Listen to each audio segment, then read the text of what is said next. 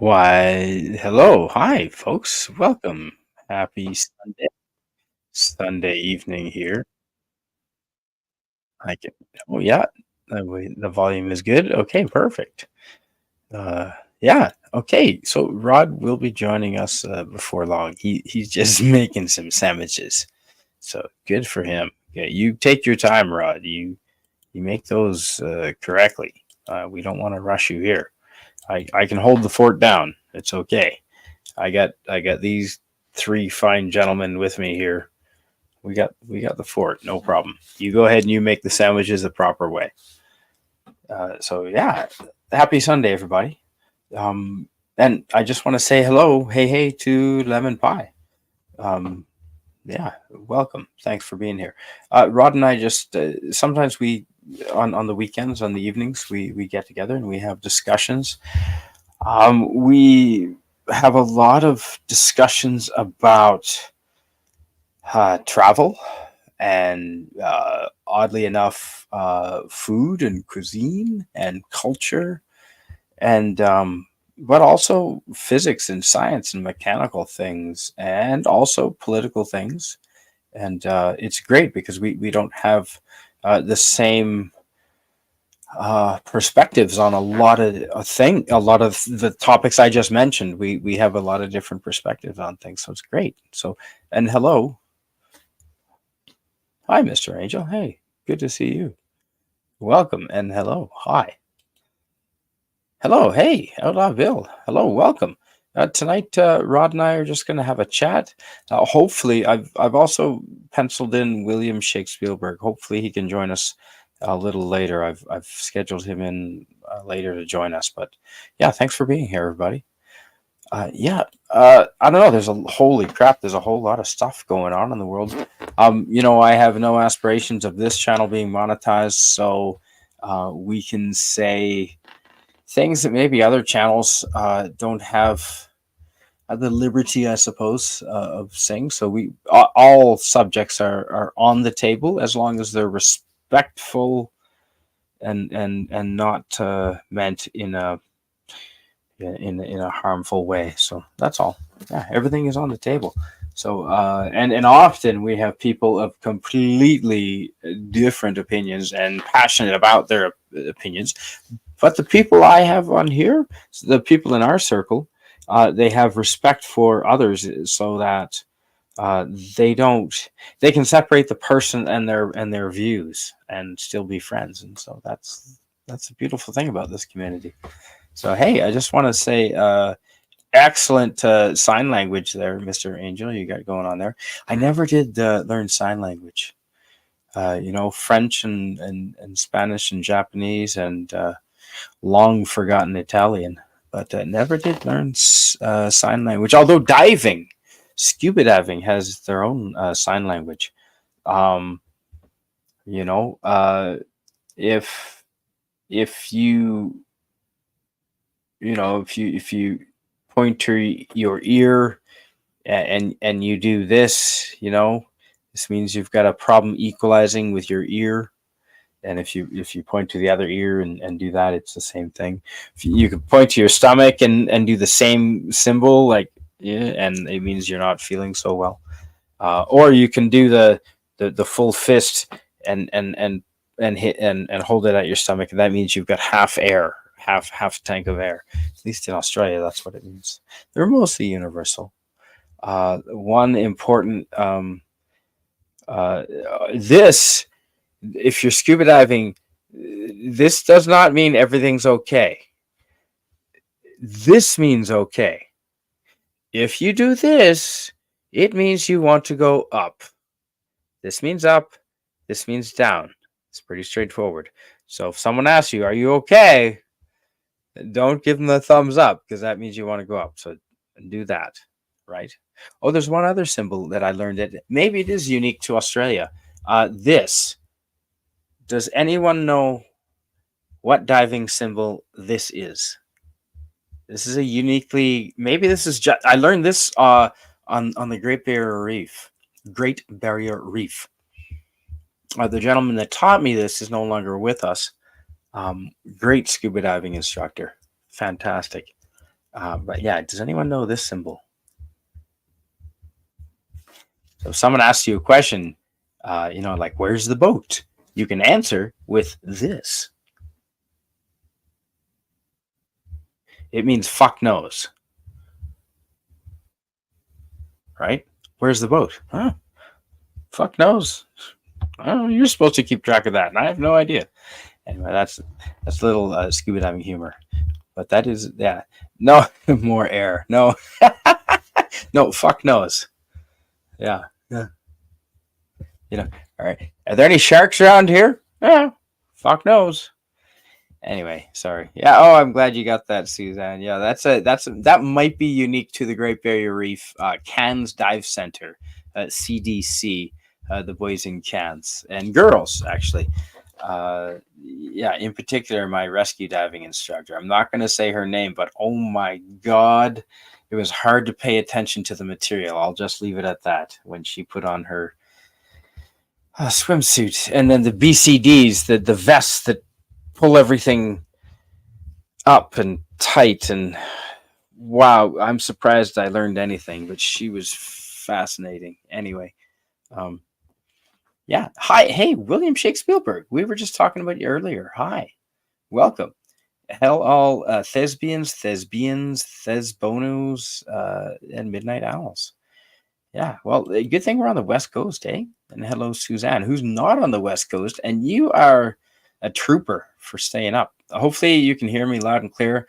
I had some technical voice issues when I was up in Sycamoose, about 2 hours from here. It's up in the boonies a little bit. Shout out to my Sycamoose friends. And hello, Rodd Thunderheart. You're going to be joining me, right? Let's check the messages here. Oh, he says, I will be along shortly, just cleaning up the bodies.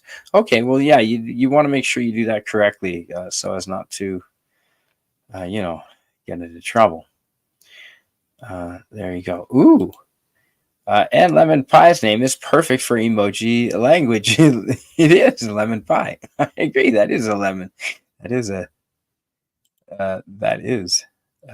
language. That would be awesome. So, hey, thanks for being here, everybody, and welcome.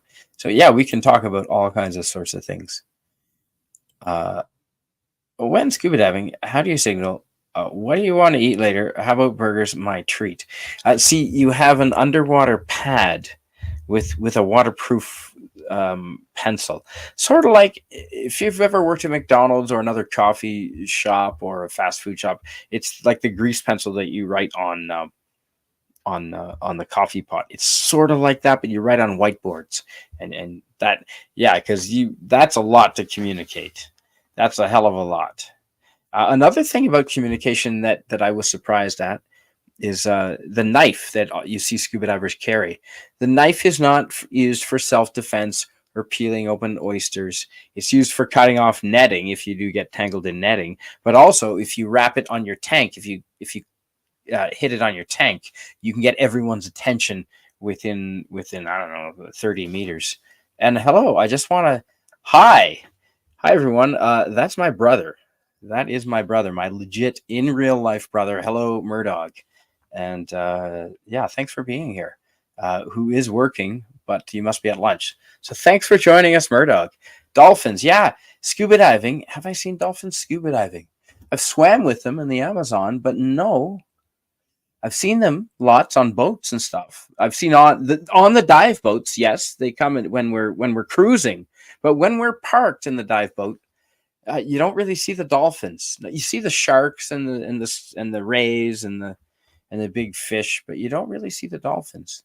So yeah, hello and welcome to my brother Murdoch.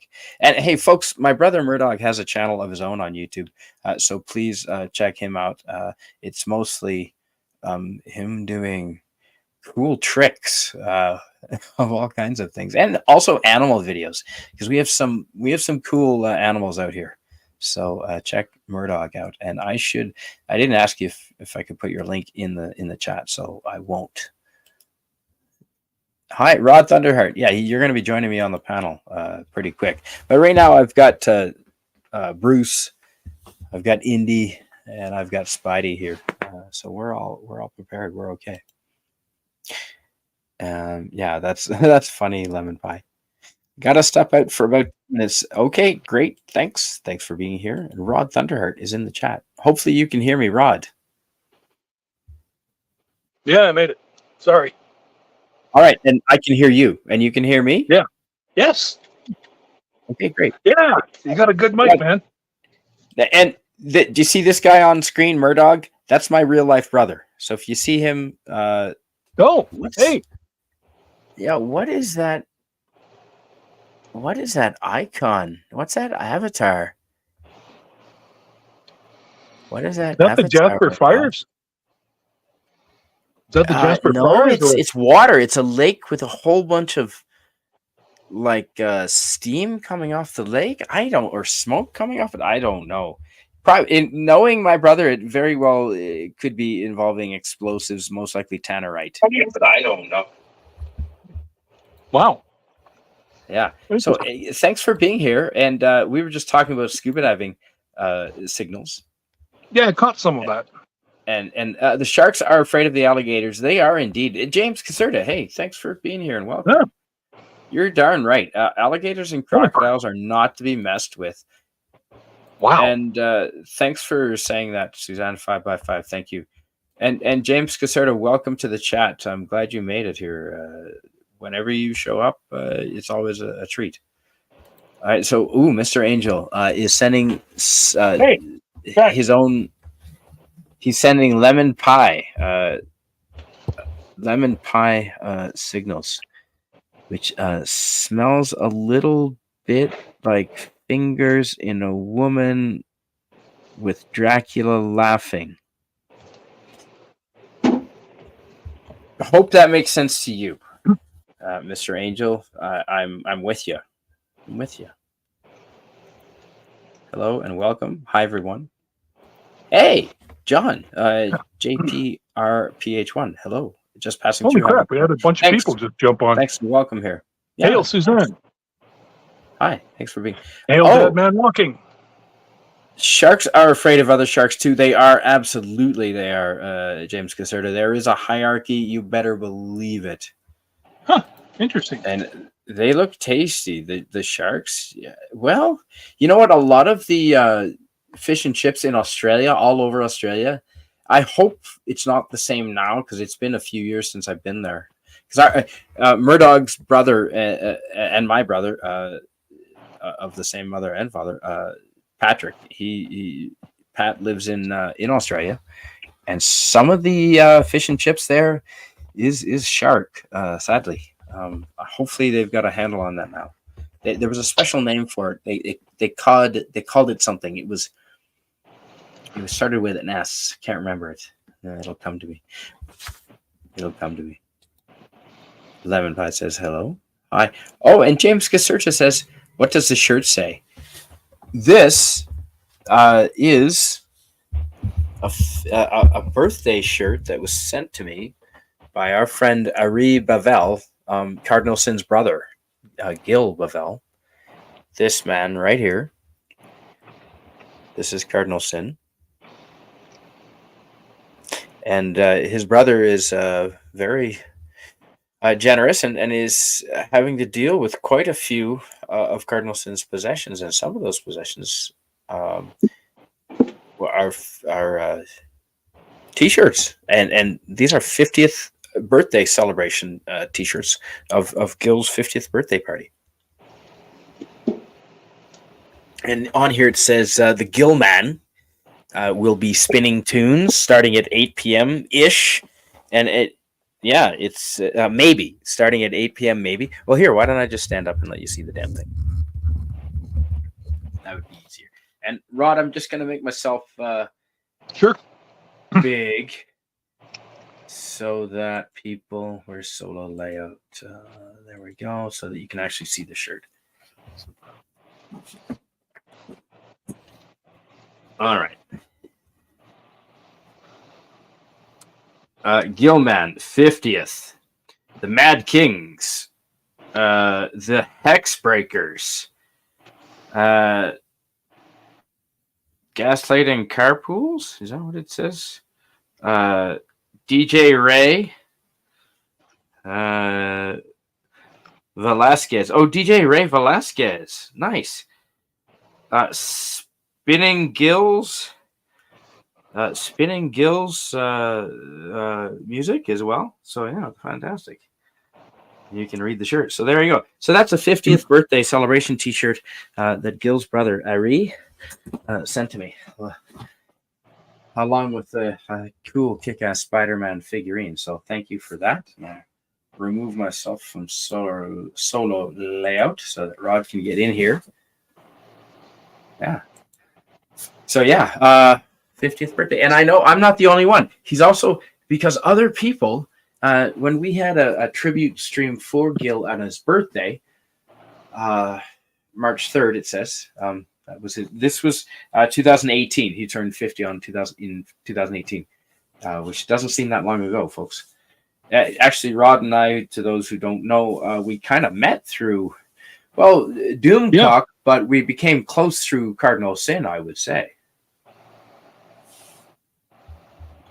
Yeah.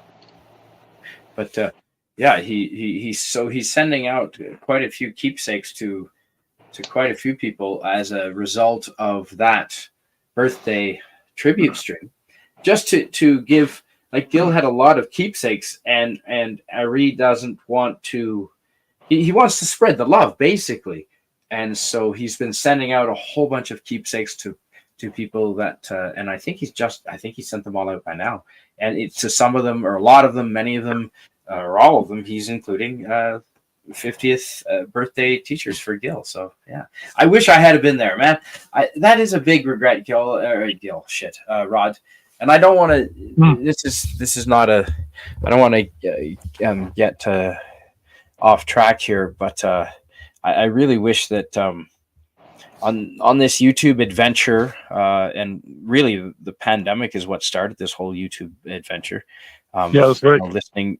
Listening to Doomcock and meeting folks like you in the chat, and then listening to Cardinal Sin because I met him in the chat, and then following him, starting his channel, and then he encouraged me to start my channel, and you with yours, and then it snowballed from there, and that was really as a result of the pandemic.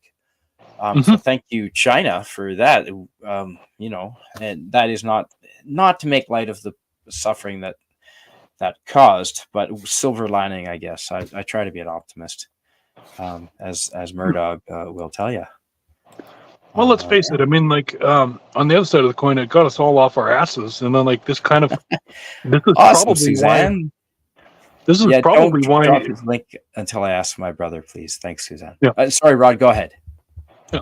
Go ahead, my brother. This is probably why YouTube is now leading the streaming wars now, because everybody's looking for their own entertainment. They're like, fuck this. I don't want to sit there and watch, and then like watch woke bullshit, and screw it. I'd rather just, find my own entertainment, and like, you know what? It's a lot more fun even just talking about it, I do know. Dadman has conversation. Hi, Dadman. You have conversations like that, and he's one guy I'd like to see more of on his live streams as well. Yeah. And Lemon Pie's asking, what is 5x5? All the young folks like Suzanne are asking, what's 5x5 mean when you're asking about volume, Rod? Huh. What does that mean? If you're talking slang, I have no idea. And to be honest, I actually recently discovered that there's a new slang out there now called kids. They're like younger than they haven't even been like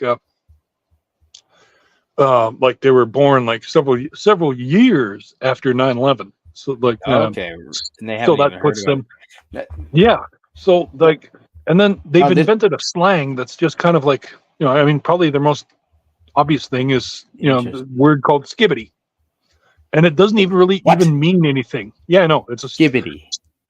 Don't bother trying to make headspace in your brain for. Well, we probably had words like that as well. But no, if I ask you, can you hear me? It's radio talk, and this is important because we have a lot of forestry roads around here. And if you're going up a forestry road with a walkie-talkie and you're talking to other woods logging trucks, and they're massive, man, you got to be able to communicate. So this is something people say. If I ask you, can you hear me? And you answer, Yeah, I can hear you 5 by 5. That means I can hear you loud and clear. Like 5 words out of 5. I can hear 5 words out of 5, basically. Whereas, sometimes you break up on the radio, and it's like, well, maybe 3. I can hear 3 out of 5. So I can hear you 3 by 5. So I can get the gist of what you're saying, but I'm not hearing every word. That's my interpretation. Working up in the Yukon in the gold mines. Yeah, up in the gold mines, because sometimes, man, you're up in the mountains, and your repeater is like kilometers away or miles away, and up on a mountain somewhere, and you're only getting like every second word or every 3 out of 5 words. So you said no, not 5 by 5, like 3 out of 5. Anyway, that's my interpretation. If anyone has a different opinion, you can suck a bag of rocks. No, that absolutely makes sense. Feeling feisty tonight, Rod. I had a whole, those little bottles, the rum that you can just fit in your pocket if you have a small ass. I drank one of those on the beach just a couple hours ago because I ordered a Slurpee, and well, rum in a Slurpee is even better. So, but I only had one Slurpee, and I put the whole thing in there, and well, a buddy helped me. But yeah, it was fantastic. He also helped me with the thing. But yeah, so we're lubricated, shall we say? Lubricated. Hi, Dad Man. Awesome to have you here, Dad Man. You're one fella I'd like to catch more of your stories. Yeah. Don't bring a dog named Shark to the beach. Oh my God, James Caserta, especially in New England. When I was with that girl living in Massachusetts, there we went to. What's it? Cape Cod? Is that a place? Cape Cod. Yeah, we went to Cape Cod. Yeah, and that's where I think where Jaws was sort of imagined to have taken place, sort of in that area, or that's where it was filmed, that sort of area. And yeah, if you had a dog, and shark was on my mind. You're goddamn right it was, because they do have legit big sharks off the coast there. You can also, you can also horrible idea. You can also take pride in the fact that that's where Tom Hanks was filmed in Splash. It was Cape Cod. Cape Cod was where it happened.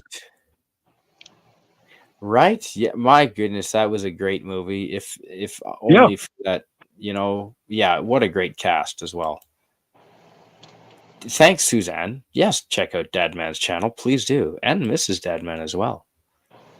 Never. Yeah, we got it, James Caserta. Never bring. Yeah. And yeah, if your signal for F nose in emojis when I found F nose. Oh, F nose. Oh, thanks, Mr. Angel. Thanks, Miss. Yeah, you're doing the background work here. Fuck knows, because I was saying this is scuba diving talk off the Great Barrier Reef, off Cairns anyway, for fuck knows. So that makes sense. There, finish my sandwiches, so I'm not. Fuck knows, of course. So I'm not chewing in front of everybody. No. Appreciate it. R.I.P. Cardinalson. Yeah, you're one person. At least, Rod, I am so glad that we got a chance to meet in person, and to continue the thought that I was trying to get across earlier was I really wish that, although Gil and I spent a lot of time with you streaming together, I really would have loved to have gone to and meet him, Kansas, and meet him in person. I really would have. And at least we can go and meet Ari. Ari, don't go anywhere anytime soon. If you've got to escape the government or whatever, or for whatever reason, not that you would have any reason to, but if you have to flee the country for whatever reason, at least let Rod and I know where you are. We'll come find you. We'll meet up and have drinks. But yeah, I'd love to go and meet all kinds of people. But at least we got a chance to meet Rod. That was fantastic. I'm glad we did. That was awesome. And like for days, like you were like another day, and you probably would have thrown me out. You got sick of me, man. No, man. Like, are you kidding? Shit, man. Well, our livers might have failed. Yeah, our livers probably couldn't. Probably wouldn't. Which was Rod working on. Ooh, I didn't tell them because it wasn't any of their business. Yeah. Lemon pie. Yeah, you're absolutely right. I probably would go to Cuba. By the way, This is one thing. I'm glad you brought up Cuba. It's funny because, and by the way, I'm wearing my Cuba shirt. Ooh, thanks, Suzanne. Isla de Cuba. You got, thanks, Murdog. Yeah, you're right, Gil. R.I.P. Gil. You know what? We often do this, Rod and I, because he and I became really good friends with Gil. And I've spent more time streaming with you and Gil than I think anyone else. So R.I.P. Me too. R.I.P. Shit. R.I.P. Gil. And let's not hold this over the keyboard. I'd hold it closer, folks, but I don't want to spill it on my keyboard. There's no need to get it any closer with Gil.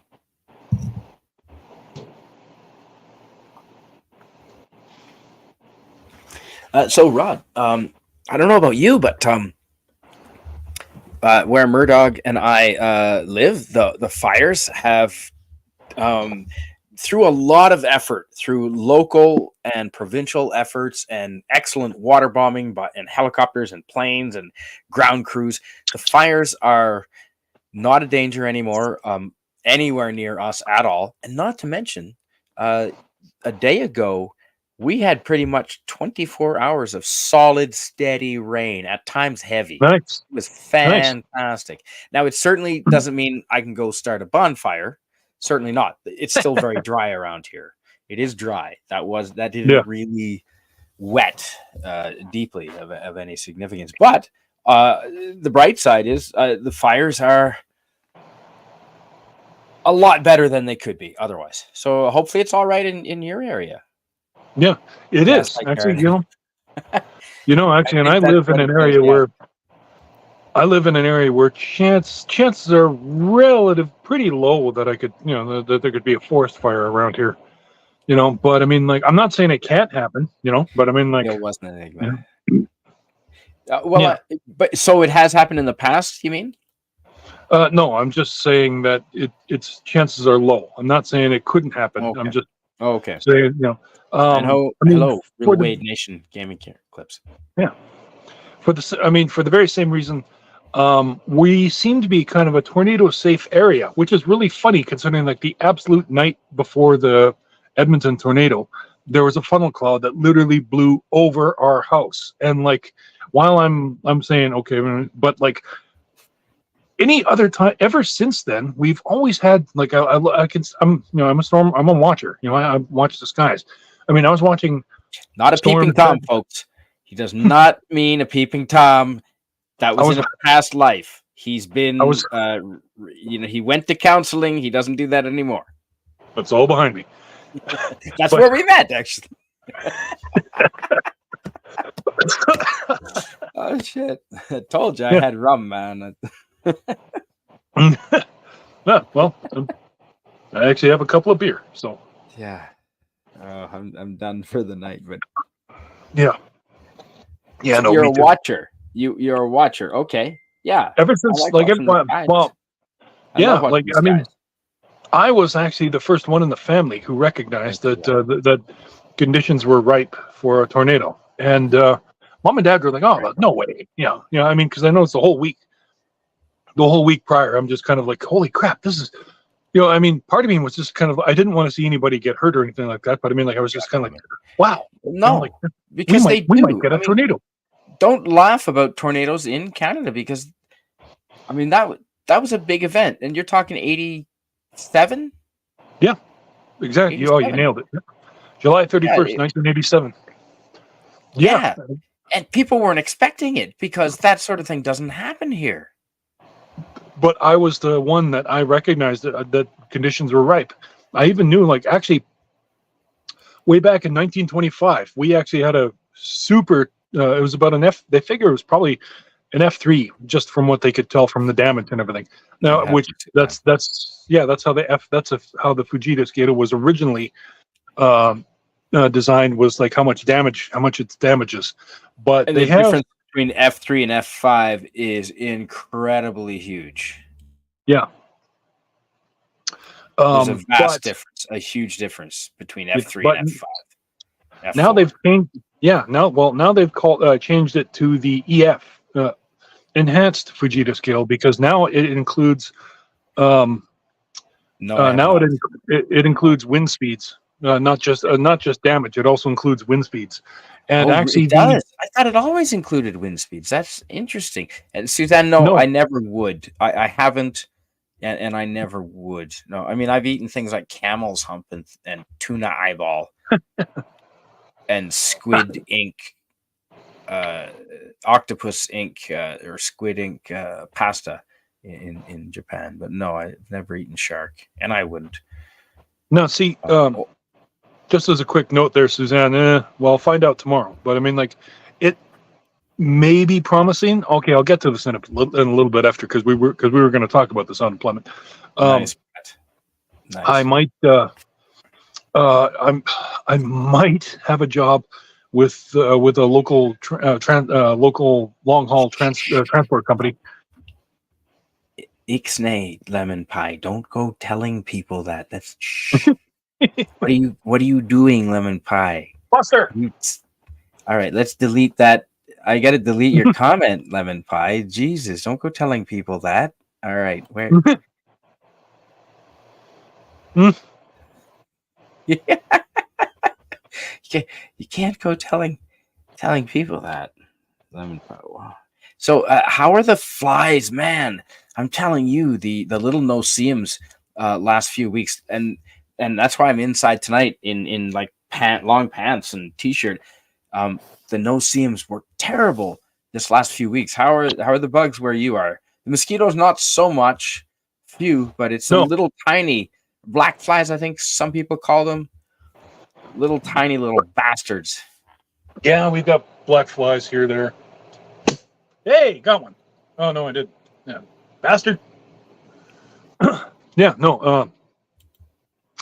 Anyway, okay,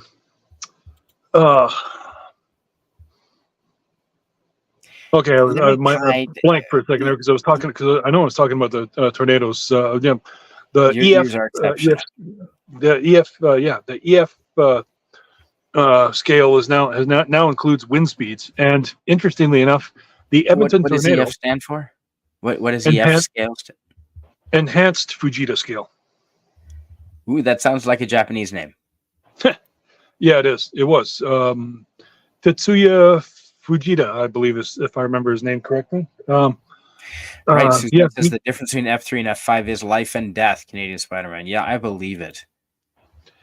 Even F3s or even F3s can still deal out some pretty hefty damage. I mean, like, oh man, I mean, what was it? Pine Lake, and that's another one. Yes. Another notable event it's north of Red Deer. Pine Lake. Ooh. And there was a tornado there, and oh my god, it tore up a trailer park. You wouldn't believe it. Ugh. Always a trailer park. Now, Red Deer is close to Edmonton, right?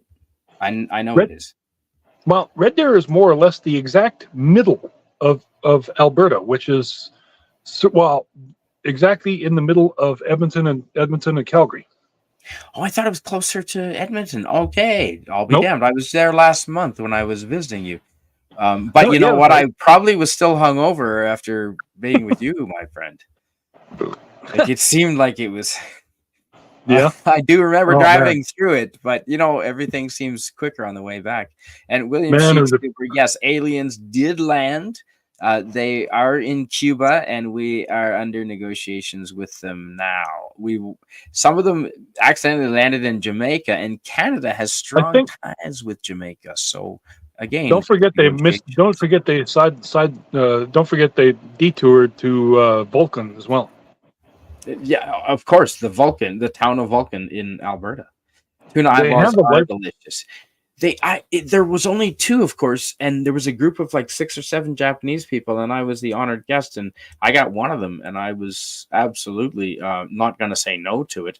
The only thing with the eyeballs, though, there's this little. When you played marbles as a kid, Rod, did you ever see the solid white marbles that sometimes you'd get in the bag? Very rarely, but yeah. Okay, it was like a solid white marble, but small, like half size. Uh-huh. It was in the middle of the eyeball, and apparently the bigger fish, the speed fish, they use that as part of focusing for their eyeball. I don't know how exactly, but all the eyeballs have this, and they warned me about it before I ate it. It's a little white All I can describe it is a little tiny solid white marble, half size or smaller. Yeah, maybe so. I'm sure our chat is very smart. I guarantee they know what I'm talking about. Guaranteed. Hey, Mike, comic relief crusaders here. How's he doing, man? Oh, hey, Mike. Mike, you have an open invitation. We were talking about it earlier. Yeah. I know you've got a busy schedule, but we were discussing it earlier. I know. So if you want, if you want to take me up on that invitation, just let me know. Yeah. But do you mind reading what Suzanne said, please, Rod? I'm talking too much. Damn it. Yeah. Suzanne said, "Oh, I've had shark fin zebra, and I draw the line at monkey brains. I've had shark fin soup, and I draw the line at monkey brains." That reminds me of that. Zebra. Wow. I've never had zebra or zebra, as Americans say. Horse. I've had horse sashimi in Japan. Monkey brains, no, can't say. Deep fried grasshoppers. Deep fried grasshoppers, yes. Zebra sounds like guinea pig. I was just going to say, I'm reminded of that line from Oh Brother Where Art Thou, where I love that movie and that soundtrack. Where all three of them they were helped out by Hogwallop's his brother. Shark is. I hope you ate the whole damn thing and not just the fin, James. Then he said, there are sharks that are you're able to eat, and I have no problem with that. I like eating all of God's creatures, particularly because I don't believe in God. But yes, yeah. I remember. Hey, if you do or anyone does, that's not a slight on you. Don't get your panties in a knot. Come on, we're all friends here. Yeah. When George Clooney was eating, he was just like, "This stew's pretty good. You think?" Yeah, and then the guy says, "You think? I slaughtered this horse last Thursday. I'm afraid she's starting to turn." It's hilarious because you watch George Clooney kind of like he's like trying to awesome. Yeah. I like I would watch George Clooney honestly do just about anything except even some lame ass stuff. Comedy. Yeah. Even like because he's been in some movies that weren't great. But I really fell in love with him and Anthony Edwards and the dynamic they had in ER, believe it or not, on television. Yeah. Like, did you grow up watching ER at all? And of course. And did you also see them? They because everyone did. He says, of course, because folks that are young, everyone back then did. We only had like 5 channels. We didn't have the internet so much, so everyone was watching ER because it was on late at night. So you weren't out. You came inside already. It was dark. Did you also catch them? Did you also catch them? They guest starred on Friends. Did they together in character or out of character? In character as surgeon. Yeah, they were dating Monica and Rachel. How did I miss that? Oh man, that's like that's a classic. Like look it up. Actually, they were they were on for like a couple of episodes. That's on the same scale as when Don Johnson started dating Sheena Easton, if you remember that in Miami Vice. What was his name? What was the character's name? Don Johnson's character in Miami Vice. Tubbs and Crockett. Davy Crockett? No, that's Crockett. Not right. No. It's not Davy Crockett. It's Crockett and Tubbs. Yes. But what Crockett? Sam Crockett? No. Edward Crockett? No. I don't think they ever. I don't know if they ever mentioned his name. Yeah, of course they would have. Surely they must have. It would have been on his badge or something. But yeah, he was. Do you remember the time he was dating Sheena Easton? Like, and she was like in character as herself, the pop star. Yeah, that was awesome. But I didn't know that they had come on Friends, the huge heartthrobs, Anthony Edwards, and this was before Tom Cruise and he did Top Gun, just before I think. Yeah. So man, that was actually that was right after. That was right after. Was it right after? Yeah, Miami Vice. Miami Vice was late '80s. No, I was talking about ER, where ER went on Friends. Was Anthony Edwards in Top Gun? Because I thought he had finished ER before he went on Top Gun. Oh, dude, they couldn't afford him. Dude, Anthony Edwards. Dude, Anthony Edwards was Goose. That's my point. That's what I'm asking. Oh, that was after ER. Yeah, that's right. But he had trouble finding work because he was typecast as a doctor or an ace fighter pilot. No, because he was losing hair. So Hollywood kind of sort of. Wow. But we liked him anyway. We didn't care. We didn't like him for his hair. He didn't do hair product placement commercials after that. We didn't care about his hair. No, look, I'm with you, but wasn't there bald guys in Top Gun anyway? Like the flight commander that lost his shit on them, the guy with the hawk-billed nose, the chrome dome. Oh, he's always in the military. He's really angry all the time. Oh, that was Principal Strickland. That's the one. Yes, from Back to the Future. Same guy. Man, that was good entertainment back then. Oh, we're totally ignoring the chat. Good Lord. I just get excited about the 80s television, Rod, and talking to someone who was there. And it's not like we were inside watching TV all the time. We were not. This was like 2 hours a day, max, at most. But you made sure to be home for those because you didn't have, maybe you had a VCR, maybe you didn't. Maybe your sister would tape over it with some sort of, who knows, some sort of. My sisters always left the recordings up to us. They didn't bother with the VCR, but which is good because also because I got very, very good at double recording. So I'm glad they're not bad, Suzanne. The no-seams. Suzanne says the no-seams are horrible. No-seams are horrendous. Oh, are horrendous. Oh, and driving you nuts. I'm sorry to hear that, Suzanne. That is unfortunate. And hello, great to see you. Oops. Potato. Snake surprise. Yes, I don't know. Oh. Yeah, I hope there's no snake surprise tonight. It is possible. I tell you what, I was just outside this window. There's a large tree, and I went to water it with the hose, and this black rat, and I haven't seen one since last winter, about 7 or 8 inches long, came running out towards from the garden into the tree and out under the house.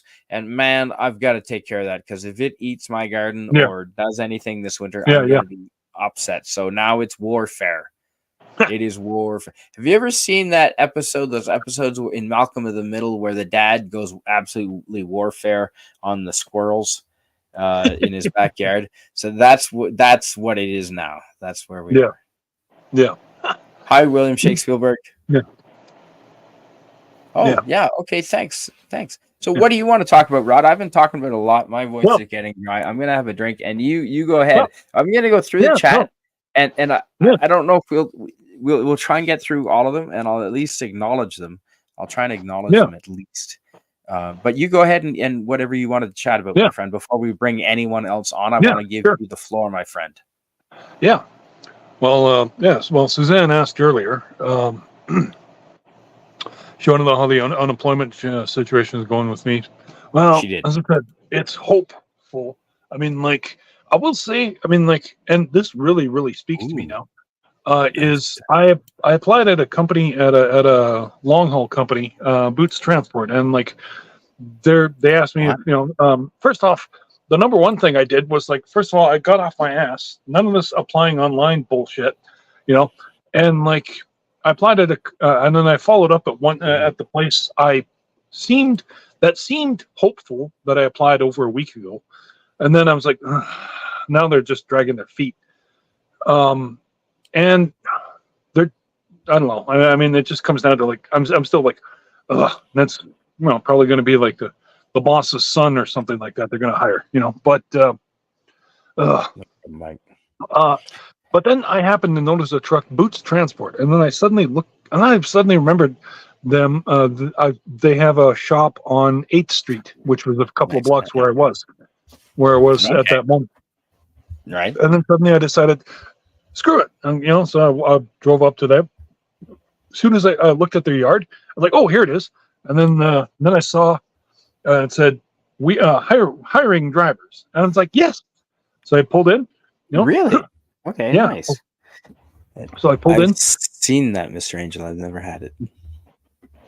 Grabbed my clipboard with my resume and abstracts, and you were prepared, of course. Yeah. And then and then I walked in, and first two offices were empty. So the only one that had anybody was a guy in the back, which obviously he was the one in charge. And I walked in and I was like, "Hey, are you looking for drivers?" He said, "We are hiring for drivers." I was like, "Yes, because I'm a driver looking for work." And the dude interviewed me right on the spot. That's awesome, Rodd. That's good. Well, your personality probably had something to do with it. And yes, Daniel's Hot Topics, Married with Children. Al Bundy is a friggin' legend, and Seinfeld to a lesser degree, but I agree. Yes. Yeah. Oh, what's that, Rodd? Do you want me to make you big? I'll make you big. You don't necessarily have to. Okay, have to, but well, just quickly there. What are you trying to show us there? What's the point? The dude gave me their rates, hourly rates. Oh, okay.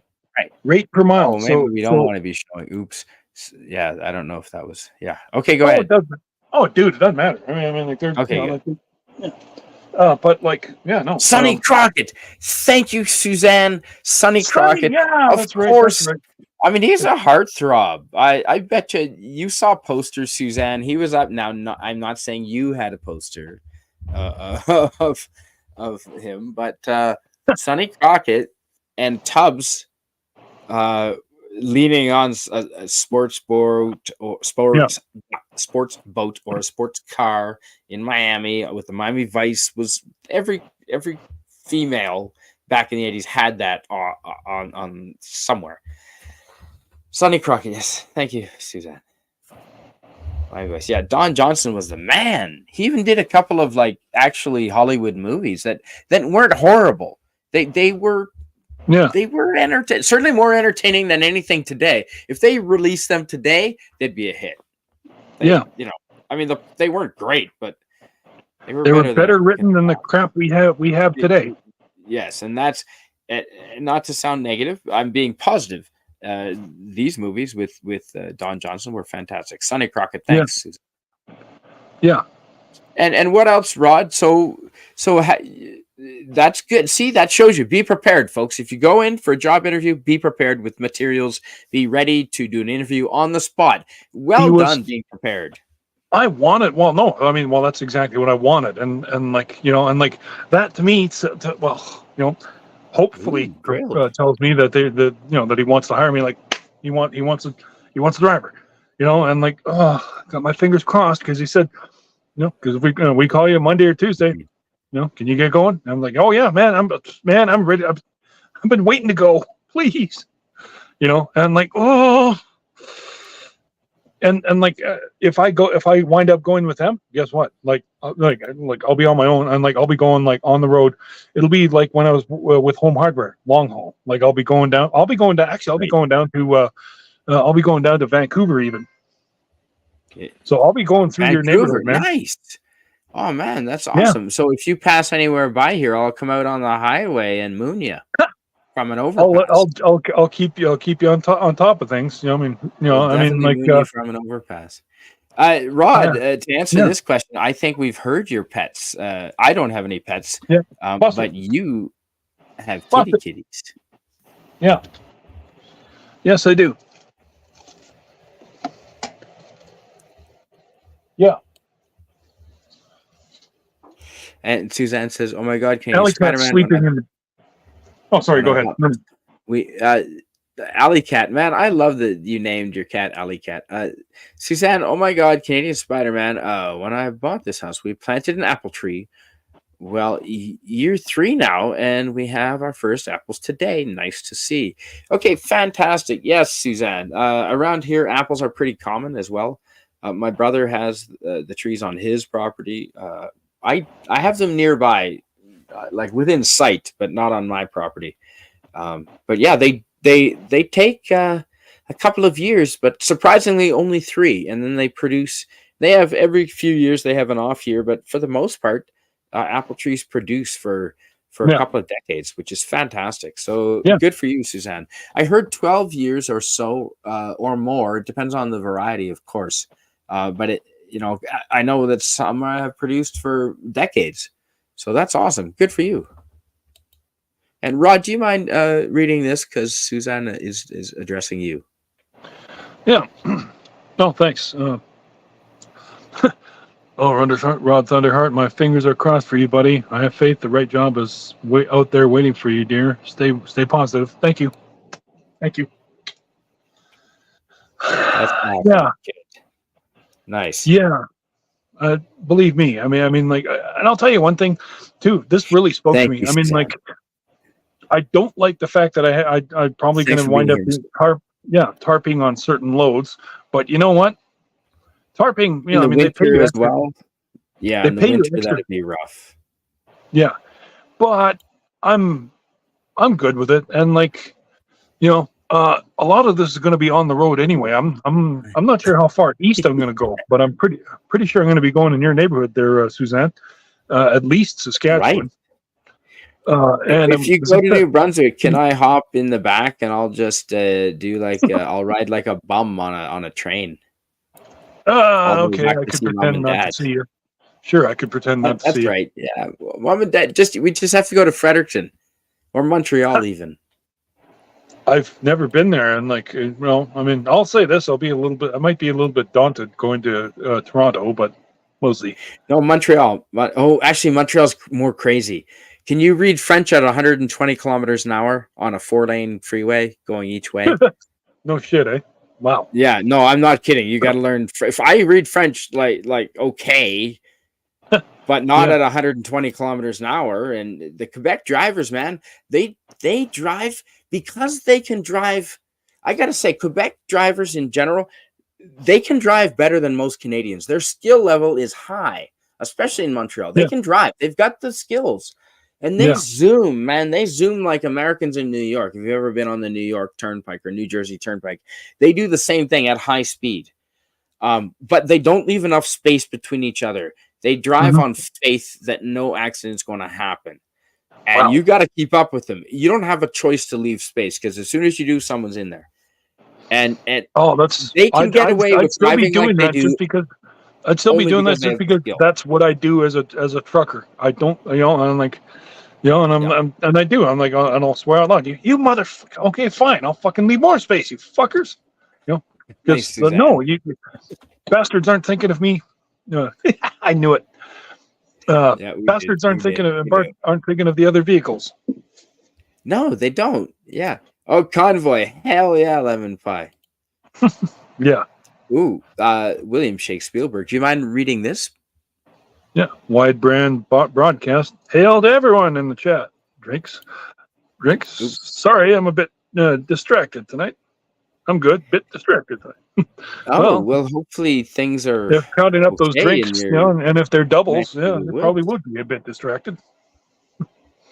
Well, yeah. Hopefully, you're everything is all right where you are, William Shakespielberg. And if they're not all right at the moment, try and take the 10,000. I gave this advice earlier, in response to one of Rancor Steve's posts. He did a short video where he said, "Don't panic, young men and men in general." And I agreed, and I said, try and take the 10,000 foot approach if you can.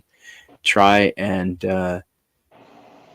look at the 5-year effect. Am I going to be concerned and upset about this in 5 years? If not, is it worth me absolutely losing my mind tonight? Put it like that. But not that anyone in the chat is having that issue. Hopefully, certainly not. But anyway, that was certainly in a comment that I responded. I don't often respond on Twitter, but I did respond to that for Rancor Steve, because it was a good video. He's been doing a lot of little short videos lately.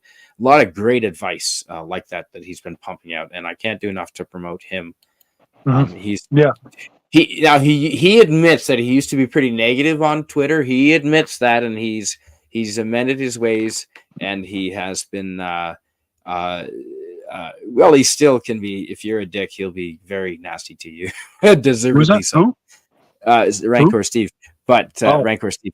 But he's been lately. He's been doing a lot of videos on YouTube and releasing them and exposing them on X, where he's just giving great short videos where he's giving great advice to guys in general of all ages. And I'd like to welcome our friend William Shakespielberg. Yeah, how you doing, brother?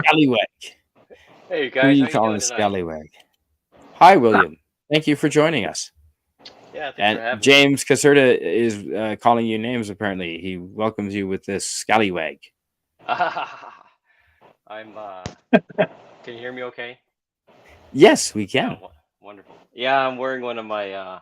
I'm in disguise tonight, so nobody knows who I am. You're. That actually looks like William Shakespeare. William Shakespeare. Jesus, I forgot his real name. Holy hanging out with you, look what you've done. I forgot his real damn name. I'm just trouble.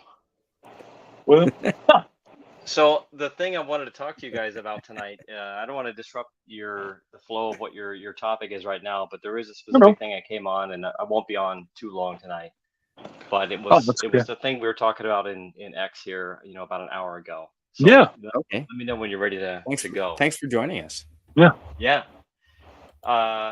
First of all, Spidey, can you play are you able to play a video, another YouTube video, like a clip of another video if I give you a link?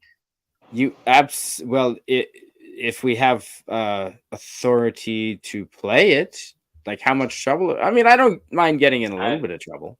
I don't think they're going to give two shits about it. It's an AI channel. The thing is, it'll explain a lot so that I don't have to explain. It'll explain the basis of what we're going to go into so that I don't have to explain it. And it makes it a lot clearer. And we're only talking about 90 seconds or so. Oh, absolutely. Sure. Yeah. Throw it my way and I'll play it. And do you know what this, do either of you know what this, I mean, I know what I speak, je parle français, mais ma français est très mauvais.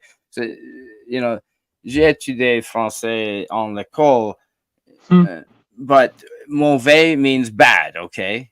Like, mon français, c'est très mauvais. My French is very bad. So if you see mauvaise direction at 100 miles per hour, you're in trouble. What is mauvaise direction? Bad direction? What does that mean?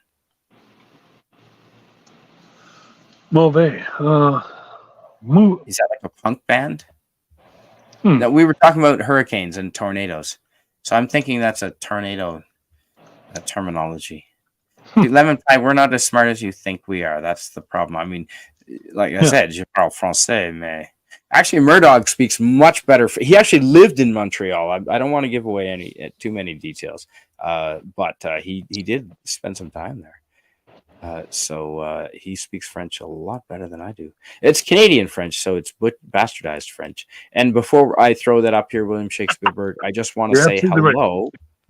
Hello to our friend Stark of Iron. Hello, Stark of Iron. Hey, Tony. Oh, hey, thanks, Lemon Pie. It means wrong way on a highway. Oh, mauvais direction. Oh, right. We weren't talking about turning. We were talking about driving in Montreal at 120 kilometers an hour. You got to be able to read French, right? Mauvais direction. Hail, Miskatonic Madman. Bad direction. Wrong direction. Yeah. It's a punk rock band, Steve. Holy shit. I'm pretty. The rum is kicking in. As long as it's not new direction. That's one of the stupid boy bands. Oh my God, weren't they horrible? Those guys are high Stark of Iron.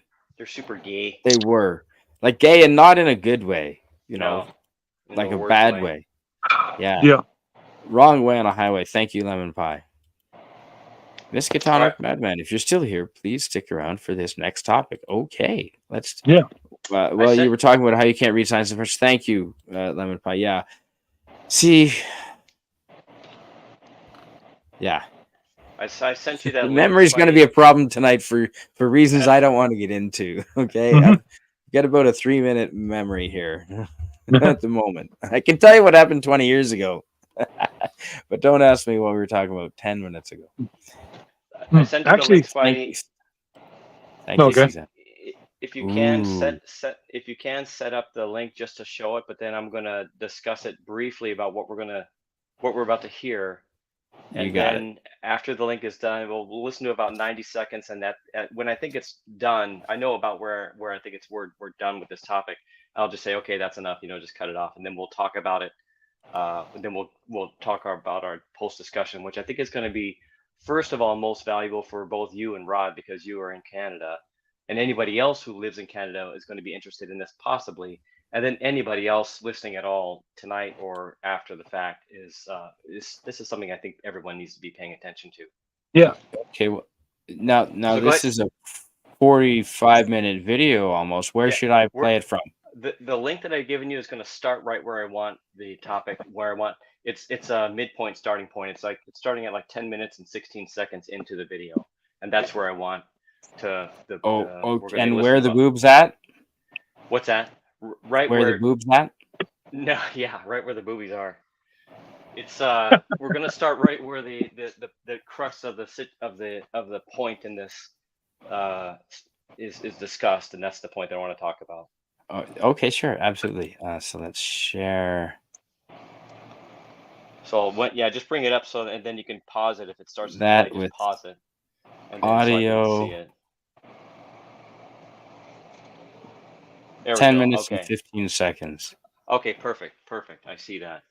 Okay, so here's the deal. This is the ex-CEO of Google, the guy that brought the company from nothing to everything. This is the man right here, and he recently left, and now he's got his own ventures that are going on, and he's kind of in the the latter half of his career doing what he wants to do with AI, but he also is quite a visionary and one of the people that we need to be listening to as far as where is AI going really on the big picture that affects everybody worldwide, whether you are in technology or not. All right. It does. Yeah. And this whole 45-minute this just came out. I think it's less than a day old. This video, and I think the whole thing is important, but a lot of it does get pretty technical and pretty into the weeds. For anybody in IT, you will want to watch this whole thing, and it is a little bit like dystopia unraveling slowly in slow motion in front of us.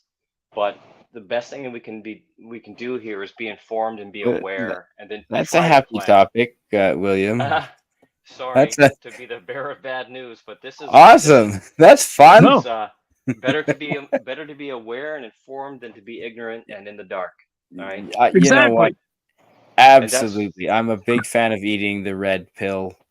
And have you seen the meme that's going around where he's looking at Neo, and Neo he says, "Did you just eat both the red and blue pills?" It's like, no. That's cool. That is good. It's like, did you just eat both pills? And like Neo's just looking at him with a shit-eating grin on his face. In Zimbabwe. Okay, James Caserta, I do not stop spreading rumors. I did not eat goldfish brains in Zimbabwe. It was tuna eyeball in Tokyo, camel hump in what's the capital of Vietnam? Hanoi. Yeah. Not in Zimbabwe. Never been to Zimbabwe, but damn, if I could actually work steady and stop having so much fun, I will actually travel to Africa, absolutely, and learn the ways of the people there, absolutely. Embrace your AI overlords. I hope not, Miskatonic Madman. See, if humans are programming them, we're gonna screw it up, and they're gonna have a bug somewhere, and they're gonna reach really almost domination, and then they're just gonna scary part, yeah. Well, that's actually a topic that they get into, and it's a bit controversial. Indeed. As to let's put it this way, as to how long. I want to. Don't tell me what I want to do. As to how long into the future of humanity will humans be programming AIs? Because they already are. By the way, programming themselves, yeah, and anti-derivative Jill. Hello. Speaking of AI, great. That's good. Hi. Perfect. Her timing is perfect. Yeah. Nothing about the opposite of artificial is anti-derivative Jill. Hi, welcome. She's the real deal, folks. Please subscribe to her channel. Jill, if I was able to clone myself, I would drop your link in the channel. Or if I was better at doing this, if I was as good as you. Do you see the scream emoji? I did, Miskatonic Madman. I did. We do see that. Right, yes, Well, I see that in the one. chat. Joe, I don't know if please it came drop through. your link in the chat for, I think we have 10,000 people watching live right now. So please drop your link in the chat. Yeah, Joe. right. Okay. Nice. Good. Jill's here. I wish Radioactive was here because I think he's going to have a few things to say about this. And if also if Eugene Bird happens to be standing in the wings, please speak up. You're called to the stage, or you're called to the front row to comment on this if you can. Thanks, and Suzanne. Miskatonic is here, so he heard the call. I mean, these are the people that I know. Hey, good work there, Suzanne. Thank you. Yes, thank you, Suzanne. Suzanne is on the ball. You're professional, man. You know what? Yeah, you're awesome, Suzanne. That's like Doomcock quality. That's better wrenching than I do for Doomcock, quite frankly. 10,000. Yeah, Jill, don't. Yeah, 10,000. That's right. You better give yourself Canadian Spider-Man, but Suzanne is better than both of us. Yes, I believe it. Thank you, Suzanne. 100%. So let's move on to this before it starts. Let's play this. Die and decay. Let's play this, and let's. So first of all, the first setup. Here's the point that you're going to be listening for. He's going to start talking about the point that we're going to start off is he's talking about the size of the AI models that are out there today and where they're going. Don't play it. Hang on. And where they're going in the near future, meaning 1 to 5 years out near term. Beyond that, you don't even pretend to see what's going on to be impossible. But he's going to talk about that and discussions with some of the other AI leaders in the world, such as the owner of OpenAI in particular. And then he's going to get into saying how much power this is going to consume and require to get this done. All right. And that's the thing that really caught my attention here is that, and then he goes to talk about, well, where are we going to get this power from? Because the United States, who is currently the leader in AI technology. And by power, you mean electricity, not political power. Correct. By electricity. Good point. We're talking about how much power is this going to consume with these models, and these models are continually growing. So the issue using AI. Right. So, and as they grow, they're gonna get smarter and smarter. And as we get better about how to build these things, the controversy is: do we grow them bigger, or do they get more efficient? I'll just talk about my opinion about that at the end because this clip is going to have a little bit of controversy on that. And I'll give you my opinion. That's where I think guys like Radioactive and Miskatonic and Eugene Bird and Jill would also have potentially commentary. But the bottom line that I wanted everybody to know of is, this is what I was talking to you, Spidey and Rod, about, is that if you guys have experience in electrical matters, and if you could go get a job at a power company in Canada, they're going to need you. So that's the main thing. Because we all have to use electric cars by 2035 by law. Well, you're only selling electric cars. Okay, that was false information. They're selling only electric cars after 2035. This is probably going to be a lot. This is probably going to be a lot bigger than that, like way bigger than what you're talking about there. This is not just Canada. So go ahead. So now go ahead and roll the clip, and we'll stop up here. We have a lot of our computers done by beavers. I don't know if you know that. As a side note, by the way, as a side note, I disagree on the electric cars. I disagree on the electric cars because my feeling is this, and that is, in the end, the money always talks. You know, and like if people don't want electric cars, they're gonna say, "Fuck you," and just keep buying the older ones. They're gonna keep buying the older ones, and the electric cars are gonna get zoned out. I believe that. Right. I do believe that. All right, let's go with this. Let's keep on this topic, and then we'll get off of it. I don't want to drag it on out too long. We'll tend to bleed into other things. So let's go ahead and roll this if you can, Spidey. Okay, I sure can. Let's. I'm just gonna mute myself. I do have the volume on this. Was included, so let's play it.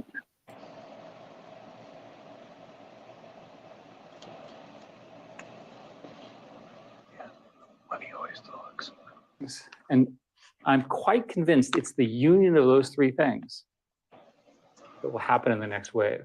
So you asked about what else is going to happen. Every 6 months I oscillate. So we're on it's an even odd oscillation.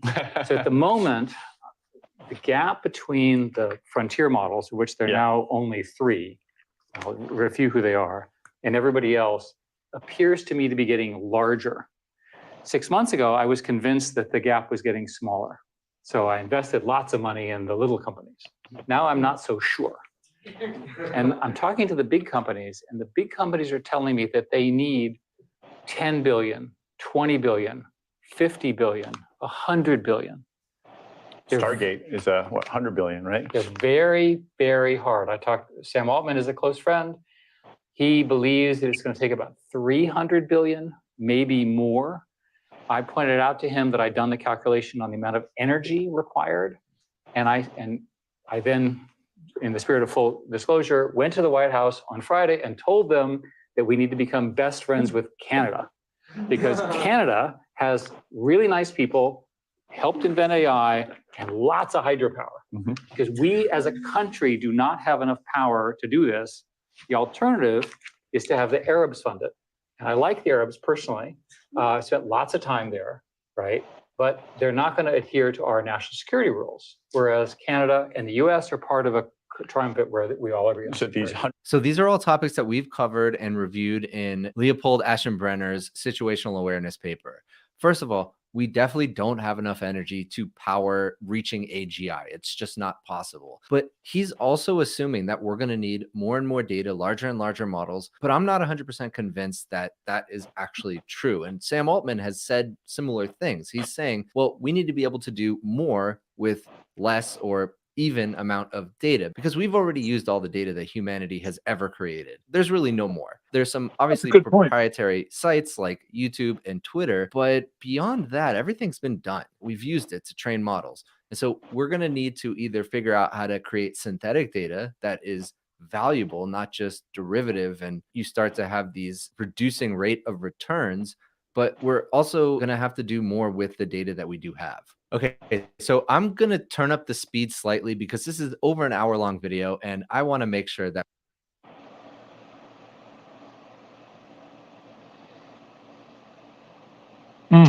Yeah, okay, so that's good enough. That was quite a bit to digest, and if there's more you want to play, we can do it piecemeal, but that was a lot just there to take in. Yeah, that's good enough. I would have stopped you in a few seconds anyway from now. I think there's maybe one trailing last comment, but you got the gist of it. The point here for everyone listening, and so I'm going to talk about the controversy that they left us at, which is the thing that I would like to hear at some point Radioactive's commentary on, Eugene Bird and Miskatonic Madman.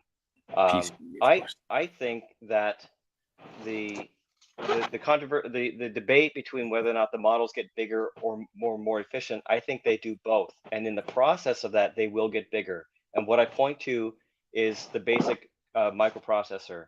Transistors have gotten smaller and smaller and smaller, so they're now atomic size, and we'll probably see the day when they go subatomic, and yet they're cramming more and more and more and fucking more of them on one die. And now they're slamming multiple dies together. These things are getting more and more efficient, but they're not getting smaller. They're getting bigger. And the bigger coincides with our capability and the things that we learn about, what do we think we can do with this in the future?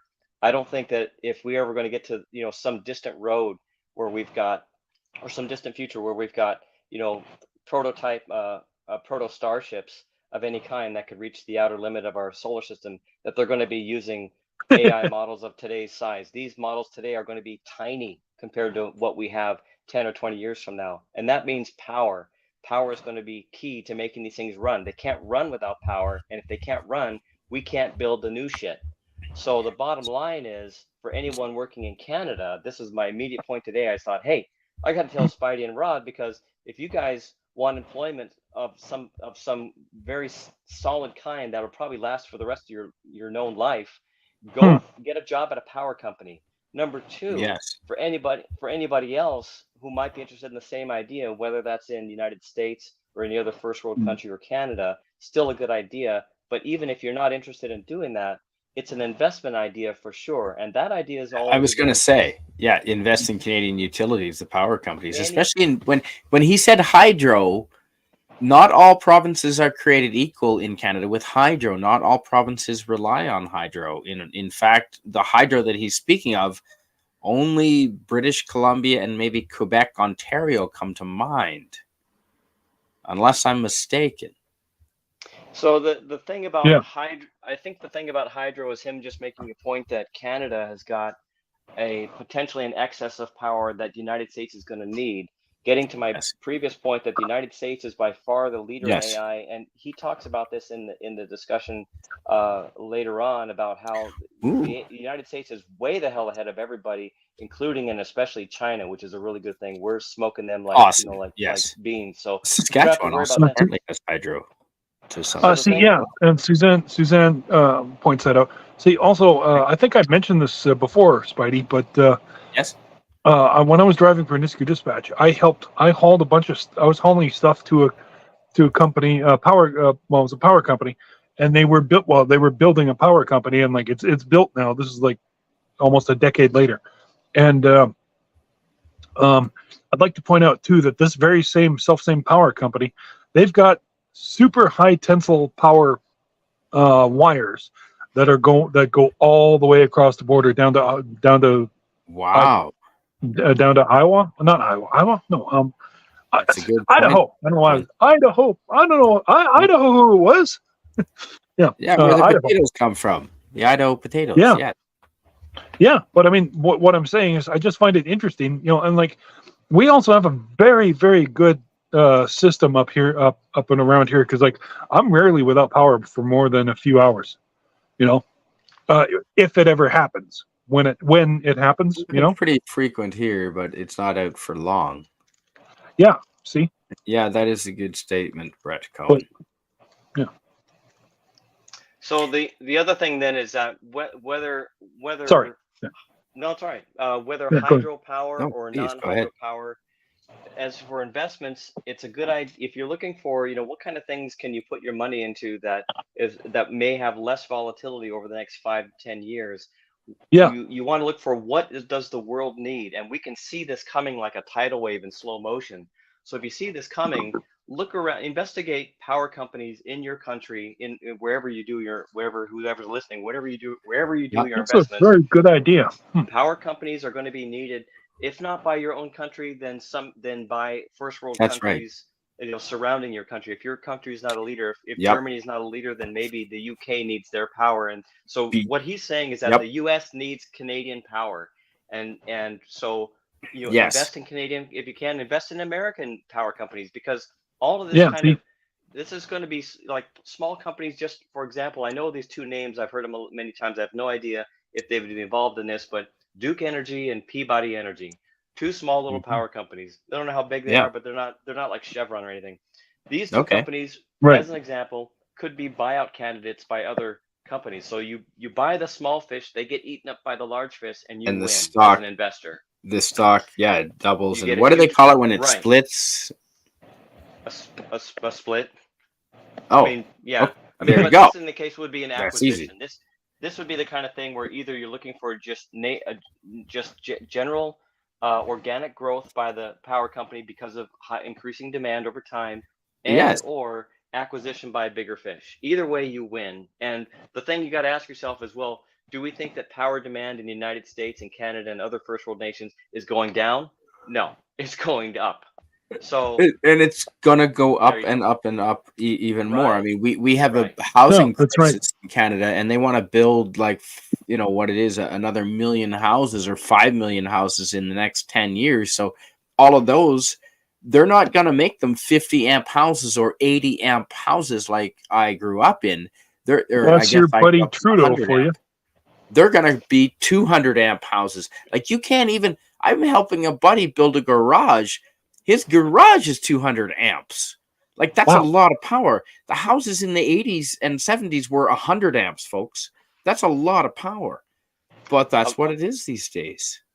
I want to address Miss Katonic's comments. So leave that up there for a second, Spidey. Sure. Give me a second.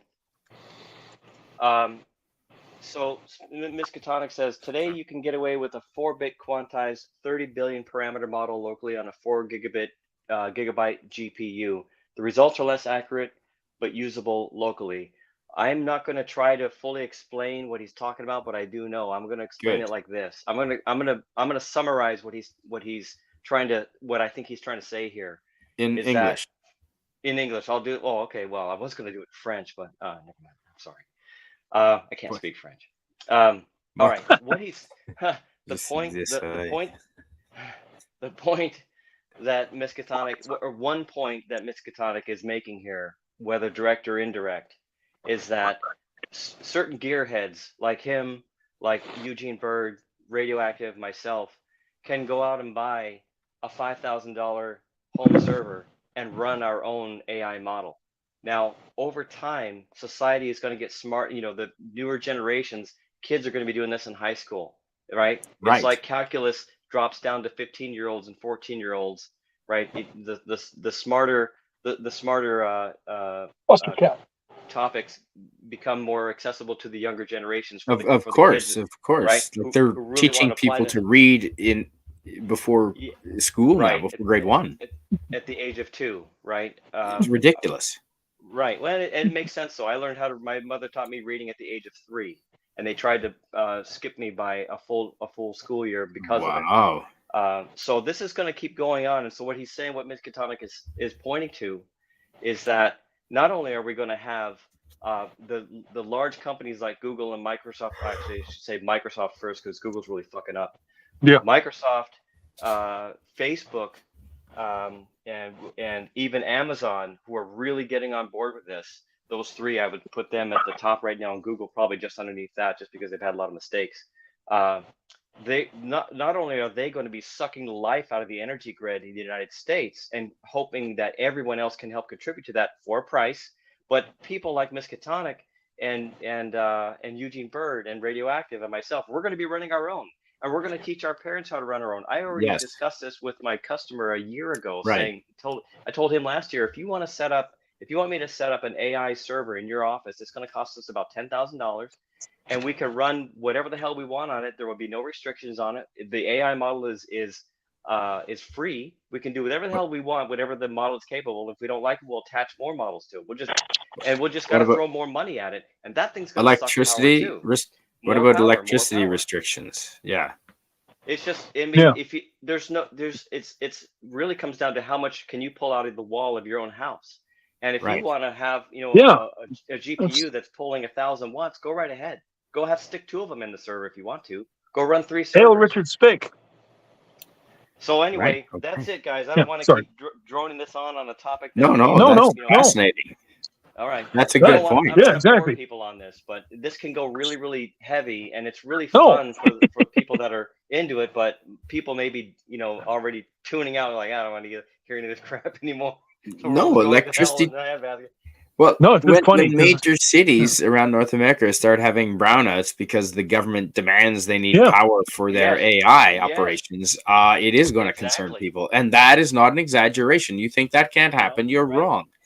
Go talk to people in Johannesburg. They have brownouts daily, government imposed because of,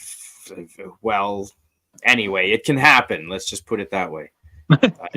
Brett Cohen and Suzanne is telling Suzanne about methane bags, and apparently there's things online to make your own, especially if grid type stuff have to fit your needs. What do you do with a methane bag? Do you get high with it? Methane bag would be kind of like not bad. Too well, I might guess. No, right? It'd be bad. Oh, good. And hopefully, Suzanne says the plumbing will be done for Christmas. Well, I hope so. Well, get her done. Good luck. Good luck. By the way, I've been wanting to mention this for the last several times. Anytime Cuba's come up briefly, and then I just simply want to say one thing, and that is that there are 3 banks, national banks, that are not controlled by the German banking cartel, and that is North Korea, Cuba, and Iran. And I'm not sure if I think Iran might not be anymore, but like, it's just an interesting, noteworthy point of interest that, like, which is again one of the things interesting thing to be like to be in Cuba, and to know that the money is not being controlled internationally. Yes. Although it is kind of indirectly controlled from the United States, because they do use the U.S. dollar there, dollar value, I should say, not they the dollar do. itself. Yeah. But everything is priced in dollars. Yeah. Pesos. I understand that. Right. Yes. Yeah. Okay. Yeah, anyway. Do you mind reading this from our friend Richard? Hello, Richard Spake. Thank you for being here. And do you mind reading that, Rod? Yeah, sure. William Shakespielberg. Duke has been the target of environmentalists like you wouldn't believe here, because they aren't going for the bullshit stuff, but sustainable energy sources. Good for them. I'll if I ever have a few bucks to be able to invest, I'll have to think about them myself. Right, about them. Yes, they're passing laws in Australia about methane cooking power. That's gonna a lot of street food vendors are having issues with that. Yeah. I don't want to say any. I don't know specifics, so I don't want to say too much about it. And Suzanne says credit unions are still free from government corruption. Rodd Thunderheart, they are. That's true. I do use a credit union myself. Me too. But I did notice ours was provincial, and there was a vote to go national, and I voted against it, but it passed, and we went national. And I told my advisor, I said, I don't want to go national, because as soon as we do, you watch, the fees will go up. And guess what, Rod? Yeah. Yes, the fees went up. Surprise. And they pulled my local branch. He's now in the bigger next town, like 45 minutes away instead of 20. Yeah, they closed down that branch. So, I vote. What can you do? Bloody hell. Yeah. So, do you mind reading, William? Can you read this from our friend Richard, please? Let's see which one you got up here. Yeah, Richard Spake says the naughty list desk elves have been working on how we can rescue you when they come to arrest you, Canadian Spider-Man. What the hell? What are the naughty list desk elves? Well, I missed that. I don't know. But you wouldn't want the goody two shoes elves coming to rescue you, would you? Like if you're gonna get broken out of jail. The naughty list desk elves. Yeah, you want the naughty guys, the naughty list guys. List desk elves. Yeah. Thank you, Richard Spake. Hopefully, is it Spoke or Spake? That's an A, right? I think it's an A. I think it's Richard Spake. Yes. Okay. I think so. It is as well. Yes. I've got my screen dimmed down quite low, so it doesn't reflect too badly in my glasses. So that's why it's not all that easy to read. And Suzanne says, all the windows of pornography open in my computer. Yeah, that's exact. Yeah, you got it. Yeah, I know where you were going with that. Hi, Suzanne says, Richard Spake, I'm feeling quite a bit better today, thanks. Still not 100%, but 60% is pretty good. You know what? 60% of something is better than 100% of nothing. So absolutely, Suzanne. And glad to have you here. I'm glad you are. Ooh, and Rod, what does this mean? Can you read this from our friend Miskatonic Madman? Miskatonic Madman says, if you're interested in investing in energy companies, make sure they're not master LLCs. When you sell it, it's a tax nightmare. Don't ask me how I know. This is not an investment advice. No, absolutely not. Absolutely not. Okay. Yeah, no. Yeah. But no, something to think about. Good to know. Thanks. Richard Spake says, I started drawing at the age of 2. Wow. But could you read is the question. And hello again. Yes. Hi. And hey, look who's here. Yeah. Carla Burton. Hello and welcome. Hey, Carla Burton. That's funny. That's funny because I just talked to my buddy Jason Helton, who lives in New South Wales, Aussie. Huh. Suzanne says, Canadian Spider-Man, what do you call a psychic midget that robbed a store? I don't know. Psychic midget that robbed the store.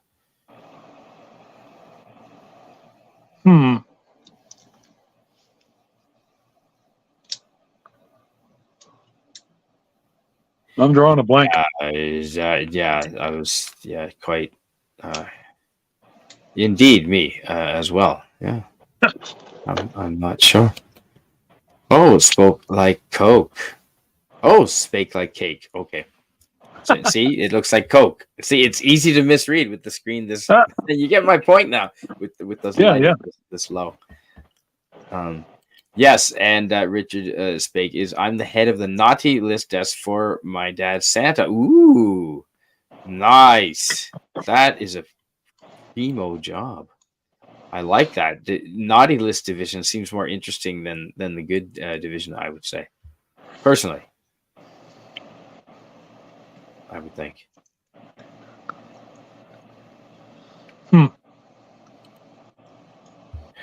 So electricity, that's going to be rough because a lot of provinces in Canada are barely meeting their needs as it is. And our infrastructure has been largely built in the 50s and we haven't really built anything substantial since then. We've maintained them. You can argue to what degree we've maintained the infrastructure. But I think we're going to have to spend a lot of time and money and effort maintaining the infrastructure we've got and creating a lot more energy. And it's going to have to be all of them. We're going to have to do, as long as it's responsibly done, we're going to have to do solar. We're going to have to do wind. We're going to have to do tidal. We're going to have to do nuclear. We're going to have to do oil, especially in the short term. All of those things, as long as they're done responsibly, we're going to need it all. You're right, William Shakespielberg. If not only for our own needs, but the opportunity to sell it to other nations. We don't want to miss out either. We don't want to miss that opportunity. Well, the big thing is we need to kick. We need to kick you guys off our power, and then stop selling it. You know, I mean, fuck you, Ralph Klein. See, Ralph Klein is laughing in his goddamn grave. He's the fucking bastard who turned around and privatized all the power companies. He's a premier, folks. He was a premier of Alberta at one point. Yeah, that's right. I.e. the governor. He privatized fucking everything in Alberta. Alberta used to have privatized, or sorry, not privatized.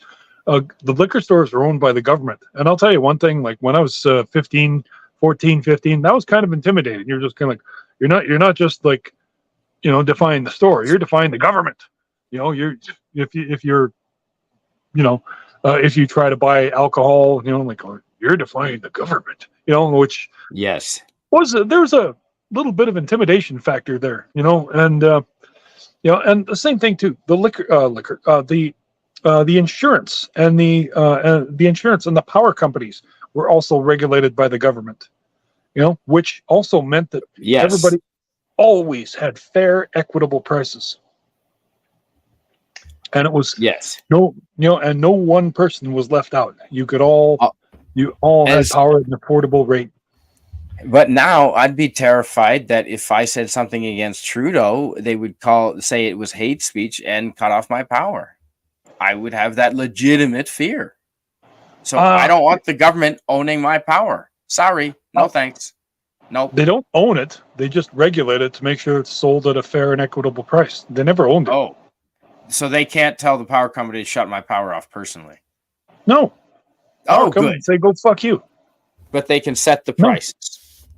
No. Well, now they can set the prices. But I mean, like, you know, the government on the other hand could, made sure that they were being sold at fair and equitable prices. That's the whole point behind. Small, medium. I hate that word. I hate that word, socialism. You know, there's one point about that actually does work. What Rodd is saying in Thailand, Sydney, Rodd. whenever you go to if you go to no, he lives in New South Wales. Oh, sorry, sorry. If you go to rent an apartment in Thailand, one of the important things you want to look into is, or you want to ask is, do they get government rate or not government rate electricity? See, right, and Yeah. government Right. and you want government rate electricity because it is substantially lower than unregulated electricity, which is just priced based on whatever local power company is jacking you for. And what's interesting is that one building can be you could look at one building and they'll have government rate, and a building right next to it will not be government rate.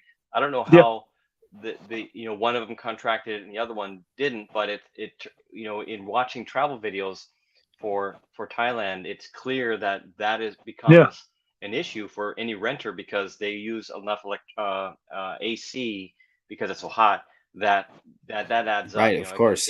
It can make a difference every month, $10 to $20 a month or more if you use it a lot, your AC.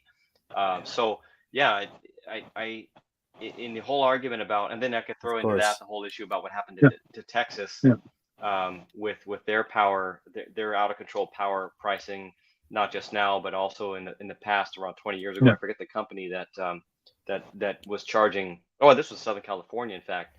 There was almost riots, wasn't there? Yeah, and I knew a friend that had in the Bay Area, California, in around 2000 2001 area, who got who said he was getting, his power bill was $500 a month because they were buying power from, oh damn it, what is the name of that company? It starts with an E. Somebody may know it in the chat. Enron. Texas. Enron, that's it.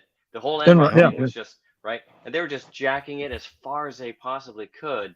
And you look at that whole situation and the current situation now in Texas, and I say, well, that's I would never move to Texas because of that one reason alone, right? Lemon Pie's got it. Yeah, Lemon Pie confirmed also. Yeah, I remember that. I do remember that now.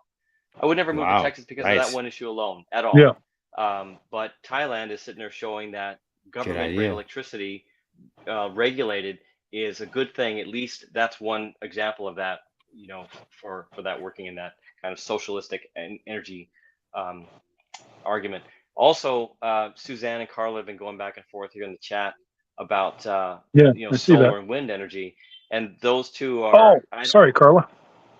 I don't know enough about either one really to say, other than I've heard definitely plenty of arguments against them because of what Carla is saying, that they turn out to be like the wind energy machines tend to break down, and now you've got this giant piece of crap that goes into a landfill.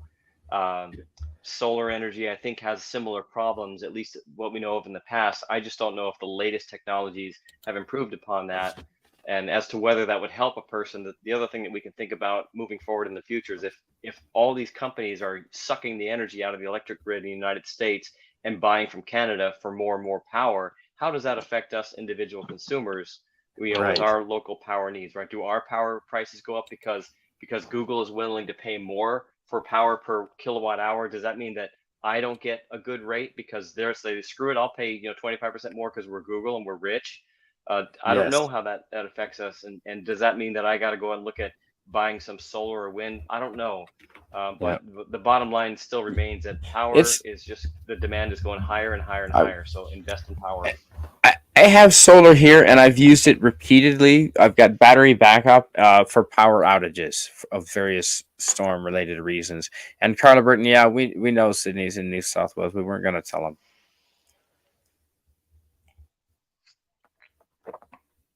I've got the solar and the battery backup just for storms, and I can go for an evening or a day, but I certainly wouldn't want to live off of it. I mean, I could if I absolutely had to, but it would curtail my activities a lot. I'll tell you what, solar is definitely more viable here. Wind, no, we had weeks where we didn't have any wind to speak of, weeks, not too long ago. It's windy now. But solar would be the way to go here. And solar's viable here. Yeah.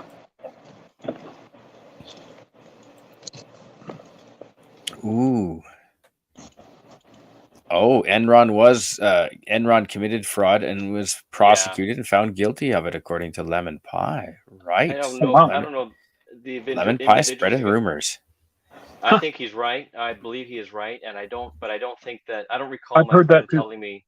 I don't recall my friend 25 telling me years that he ago. got paid back for the outrageous prices that he paid. I'm not aware that he did. Okay. So yeah, how does that work? You know, we're even the United States is it's capitalist when everything is going well, Yes. and it's socialist. It's capitalist when everything's going well for the corporations, and the country turns socialist when it's not. And suddenly we bail out General Motors and all the fucking correct. banks in the country and every other Yes. goddamn industry there is. It's No. sickening. No, so a new, more efficient company will have no chance of coming up through because the old companies keep getting bailed out. Yeah. Oh, that's the worst part. Yeah, exactly. Carla Burton in the chat says, I want a big Hey. home battery I can fill at cheap time and use later on. Yeah, absolutely. I've got a decent one that'll allow me probably to go 10 hours on this laptop, charge my phone, run a light, that sort of thing. I wouldn't mind going bigger. Mind you, I can always run my camper van, the engine, to generate power too. But yeah, we'll see. I've got a couple of small gasoline-driven generators that a buddy gave me, and I've got to try and repair them. And if I can get them both running, I get to keep one. So I'll try and do that tomorrow and see if I can tinker with them and see what's going on. It's always good. That's cruel as a Northern Beaches kid, said Brett Cohen. Northern Beaches of Tasmania, eh? That's where there's a lot of... I had a buddy from Launceston, and he had a girlfriend also from Tasmania, and she had a cottage up in the Northern Beaches of Tasmania. And I got invited along because I'd worked with them both in Whistler. And we went there, and we pretty much were left to our own devices. And there were oysters. When the tide went out up on the Northern Beaches of Tasmania, the tide went out for a long way. I mean, you could walk for, it seemed like forever. And we had plastic shopping bags, and we just loaded oysters. We plucked them with knives right off the rocks and walked back into shore. And we had oysters until we couldn't eat anymore. They were awesome. We made a red wine and Vegemite and barbecue sauce concoction, and he barbecued them on the grill. And we had that sauce, and oh my God, it was so good. Yeah, Northern Beaches. Loved them. That's my only memory of the Northern Beaches of Tasmania. Unleaded 91 generator. Is that the year, Carla Burton? The year 1991? Because that's okay too.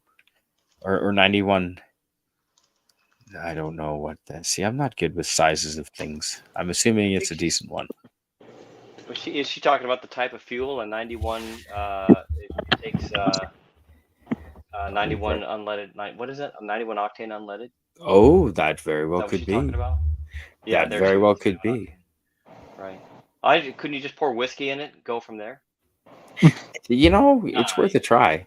Waste the whiskey, though. But save some to drink, though, just in case it doesn't. Yeah, right. Yeah, so I take that whole thing back. Ignore what I just said. Daniel's hat topic. I use the solar panels, and they're not very big, but I use them to charge a battery bank in about... it takes about 6 hours to charge the battery bank. Or my RV battery. Sometimes I'll leave the RV battery on, and it'll be completely dead. And it'll charge the RV in sun in 4 hours. Enough to start the RV. So that's what I use the solar for. It's good for minor things. I wouldn't try and run a refrigerator off it. Not without a big investment. By the way, just a shout out to my buddy Creative Kitsu who popped in earlier. Hopefully he's still around. It's getting a little dry, but like yeah. Right. Anyway, just wanted to shout out to my buddy. Yeah. Okay. I did see them earlier, and I think we shouted them out. Yeah. So I thought. Yeah. I think we're dry. I don't even know what we're going somewhere else. Generating lots of power in Alberta because you guys do have rivers. You do have some hydro. Yeah, that's right. Yes. We have you hydro do have here some. in Seattle has a Yeah. lot of hydro too. Had me till Vegemite, says Carla. So yeah.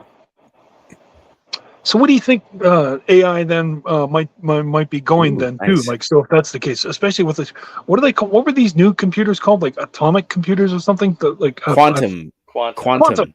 Yeah. Yeah, that's right. I Yeah, like there's- Sydney. Harry's Cafe de Wheels is in Sydney with the pea floaters. Hey, pies. William, what do you know about quantum computers and in terms of like also like power? How does that? How much power does those suckers suck up? I'm not sure about how much power they suck up. I know that they are they're see. highly sensitive to temperature, so they're not Thank going to you. be coming to a theater near you anytime soon. Oh, right. They have Okay. Oh wow, interesting. Yeah, they have to be in very. I think they have to be maintained very Ooh. cold, like below, like well below zero. Wow. And there's the only companies that actually have quantum computers running that I'm aware of are Google and Microsoft. Now that doesn't mean that some Japanese company doesn't have. Yeah, yeah. They might. There could be, Or China. somewhere. No, China doesn't have one running. They don't. No. They're no. I'm not even going to get into why. I will piss Well, off. I have people a listening to this stream. suspicion. Yeah. They. I like no, where they you're don't. going with that, Carla. They don't. A couple Japan- hours, maybe an hour more. We'll see. Japan could have one, and South Korea could have one. Like Samsung might have one going. Maybe. Okay. I'm not gonna. Yeah. I wouldn't bet on it though. And then maybe Toyota or Sony. Maybe I'm thinking I wouldn't bet on that either. But Google is known to have one, and so is Microsoft. This is that the domain of quantum computers is still in the ultra uber scientists, the top niche the top of the top.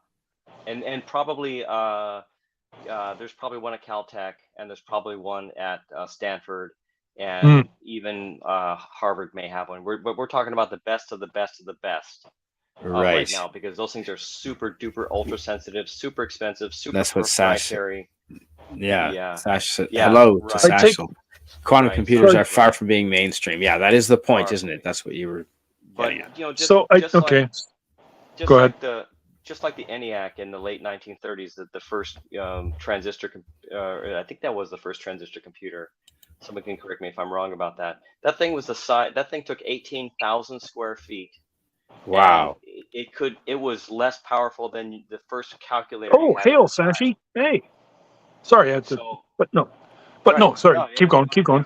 Yeah. That was fine. Yeah. I mean, Apologies. definitely call out people coming in to listen to the show. So yeah, just as we started off a long time ago, and back in you go back to the IBM days when they turned down the opportunity to dominate the PC market because the CEOs of IBM in the early, I'll say late 70s said they don't see any reason why any person would need a desktop computer.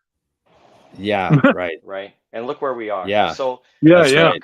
we can only really see so far down the road, and then it becomes extremely hazy beyond that, and then it just becomes black. Yeah. Beyond that, it's complete blackout. So we didn't realize we could use it for porn.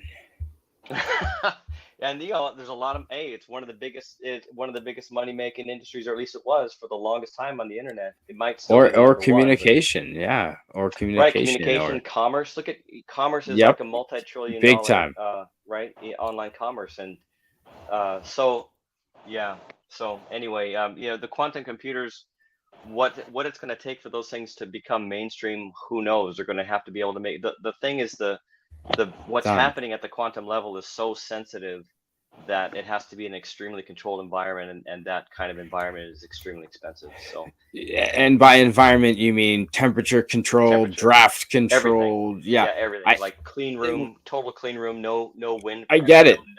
I worked in an environment.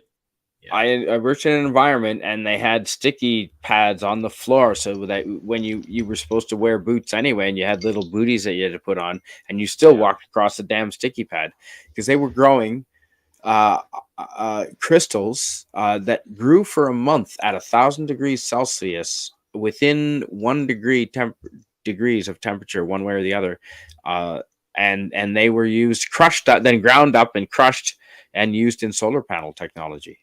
and like first like really advanced solar panel technology. So that was cool. But yeah, we had a very clean room. Absolutely, very clean.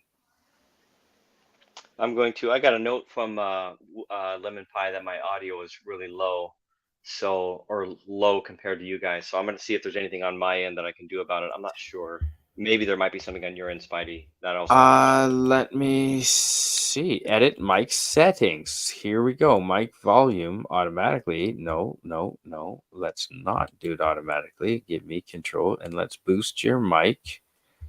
And you are now boosted 200%. So we'll see how that goes. Check. All right. Check. Czechoslovakia. Can you hear me? If I certainly can. I'm back. Sorry. Hi, Rod. I figured you'd come back. There we go. If anyone in the chat can say if I'm now distorted or if it sounds any better, just let us know, please. Well, thank you. Absolutely. So, Rod, I think it's going to be a long time before they use computers or any kind of AI to drive, from what I hear, to drive long haul trucking. So I think your job is safe. I guarantee that. Like the computers just aren't there. We thought they would be here by now, and they're just not able to drive like humans. It's just not a thing. No, that's absolutely true. I still think it'll happen in my lifetime, but at the same time, hey, Carla Burton. Sure. Hi, Carla. Hi. Sure, me too. I was just writing Little Pig, let me in. Yeah. But you let me in too fast. Oh, well, I didn't want to interrupt Rod's train of thought. Yeah, sorry. I'll do that. I know Rod's train of thought has been derailed. It might be in our lifetime. It hopefully will be in our lifetime where they have computers driving cars and trucks, but it won't be in the next 5 years. No friggin' way. No, I'm on that. I mean, also because has anybody noticed too? And this is what I want you. I'm especially interested from you, William Shakespielberg. I feel like we've hit a wall in terms of technological advances because we're doing great, and once we got the smartphone, boom, and then all of a sudden it's 2015, 2016, 2017, and now it's just about 8 years later, and that's an infinity in terms of when you consider the amount of technological advances from just the cell phone to the smartphone. So that being said, what do you think? You agree? Yeah, we've definitely come a long way with massive amount of power in our hands. And what have we done with it? We've spent all our time on social media. Not to deter everyone from the show. Okay, this show right here is the most important thing you could be doing right here, right now. Yeah, exactly. Listening to your friends. But all the rest of that crap you guys are watching, it's garbage. You understand me? That's right. But think about it, though. Seriously. Yeah, you're not wrong. Look at, you go on, I don't own a car. I haven't driven for a long time. I don't like driving anymore. And so I have a bus pass and I live in the city, so it's fine. And when I get on the bus, everybody's got their face down in a phone. Not me. I read a book. I usually have one, sometimes two books in my backpack, and I'm always reading. Trying to catch up with things that are researched, and I like to read things that are researched and well thought out and vetted out, not just the latest piece of shit news that may get my endorphins up for 5 seconds, and then I'm flipping. Well, that's what everyone is doing. That's what society is doing, and I think society is getting dumber, frankly. Yeah. Have fun, Brett Cohen. Have fun at Alien. Enjoy. Oh, have fun, man. Yeah. Oh, I was telling him that I had 2 caramel koalas today. Now that my husband goes back to Australia, he's getting me caramel koalas. Hey, just as a side note, William, have you heard there was a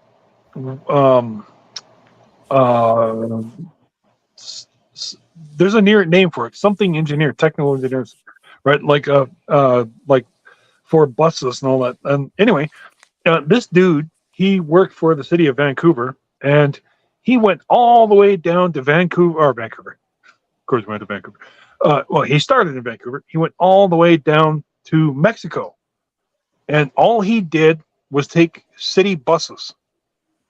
And city buses to and he wrote up. He even wrote up a bunch of rules for himself, and he could only walk 15 minutes from one place to another before he had to catch another bus. But dude went all the way down through California Wow. Bus, Nice. like using nothing. Yeah, and using that's quite an adventure. Yeah, 9 days. 9 days. 9. Yeah, that sounds about right. Yeah, but and he probably didn't spend more than like maybe 50. Well, okay, probably didn't spend more than $100. I'm just guessing there, but like, I mean, when you think about it, it's pretty goddamn impressive, I think. Yeah, it's not. It's my friend, the few friends that I have around here give me shit for it. When will you buy a car? And I say, how about never? I'm just done with that. And I also, I don't have to maintain a car either, and I don't have to deal with it. And the thing that scares me though the most now is traffic accidents. One of the number one leading causes of death. And yes, agreed. That's a real thing. That's not a silly fear. What are you talking about? What are you talking about? Doing away with the car out of your life if you can, if possible. Right. And earlier talking about automated driving. Oh yeah, no, but I'm wondering how come I don't understand what you're saying. Number one of death or. Because I'm sorry. I'm just clarifying the conversation. See, I started. I pointed out that there was a technological engineer in Vancouver. He had to do with the city of Vancouver, and he took buses all the way from Vancouver all the way down to Mexico, and all he did was take city. All he did was take city buses. Yeah. Like from one city to another. Yeah. Like within the city limit kind of thing. And he made up a bunch of rules for himself. Like he could only walk like 15 minutes to the next bus stop or whatever. Oh, yeah. Yeah, but took him 9 days. That's amazing. I do have a theory about inner city traffic and AI. I think that's what's going to happen. I think we will see this in our lifetime. Let's say in the next 20 years. I think it's a chance that we'll see this, which is the outlawing of non-commercial drivers within city limits. Oh yeah. Everything within city limits, you either have to be a commercial driver or you're going to be an AI taxi or bus. Bus will be commercial drivers, but but personal driving will be outlawed. And then when we hit that level, then at least inner city traffic should become a lot safer because it's just like people that are race car drivers who are professionals. They say, they don't even like driving on the streets with regular people because those people aren't professionals. They don't know how to deal with real situations where they're going to wreck their car into another car. Yeah. Because a race car driver does know how to deal with that in real time. So even they don't like to do this, right? But if we eliminate all the morons out there and just are left with commercial drivers who do know how to react and everything else is AI, then I think that would be great for I'll tell you the problem with that. Stuff. I'll tell you the problem with that is that like places like New Zealand, we don't have the population to do that, right? Like you're talking about communism and all that sort of stuff. Like I know no train. I don't think there might be one, but there's no train service in the world that makes money or anything like that, right? Yeah, I think you're right. Right. Yeah. And also we're experienced. I was locked out of stuff because I didn't do something right in New Zealand. We had a pass to get into shops, and so we lived normally, and then the government came up with a rule, and it made me not be able to participate in society. And so when you're reliant on other people for catching, like you couldn't catch a bus if you didn't have that, you couldn't do this, right? All of a sudden, like I would have agreed to you right at 4 years ago, and now I am totally against anything like that, because I want to be independent. Yeah. Yeah, it's the thing is, Carla, it's going to come down to, it may not happen in a city with not enough density.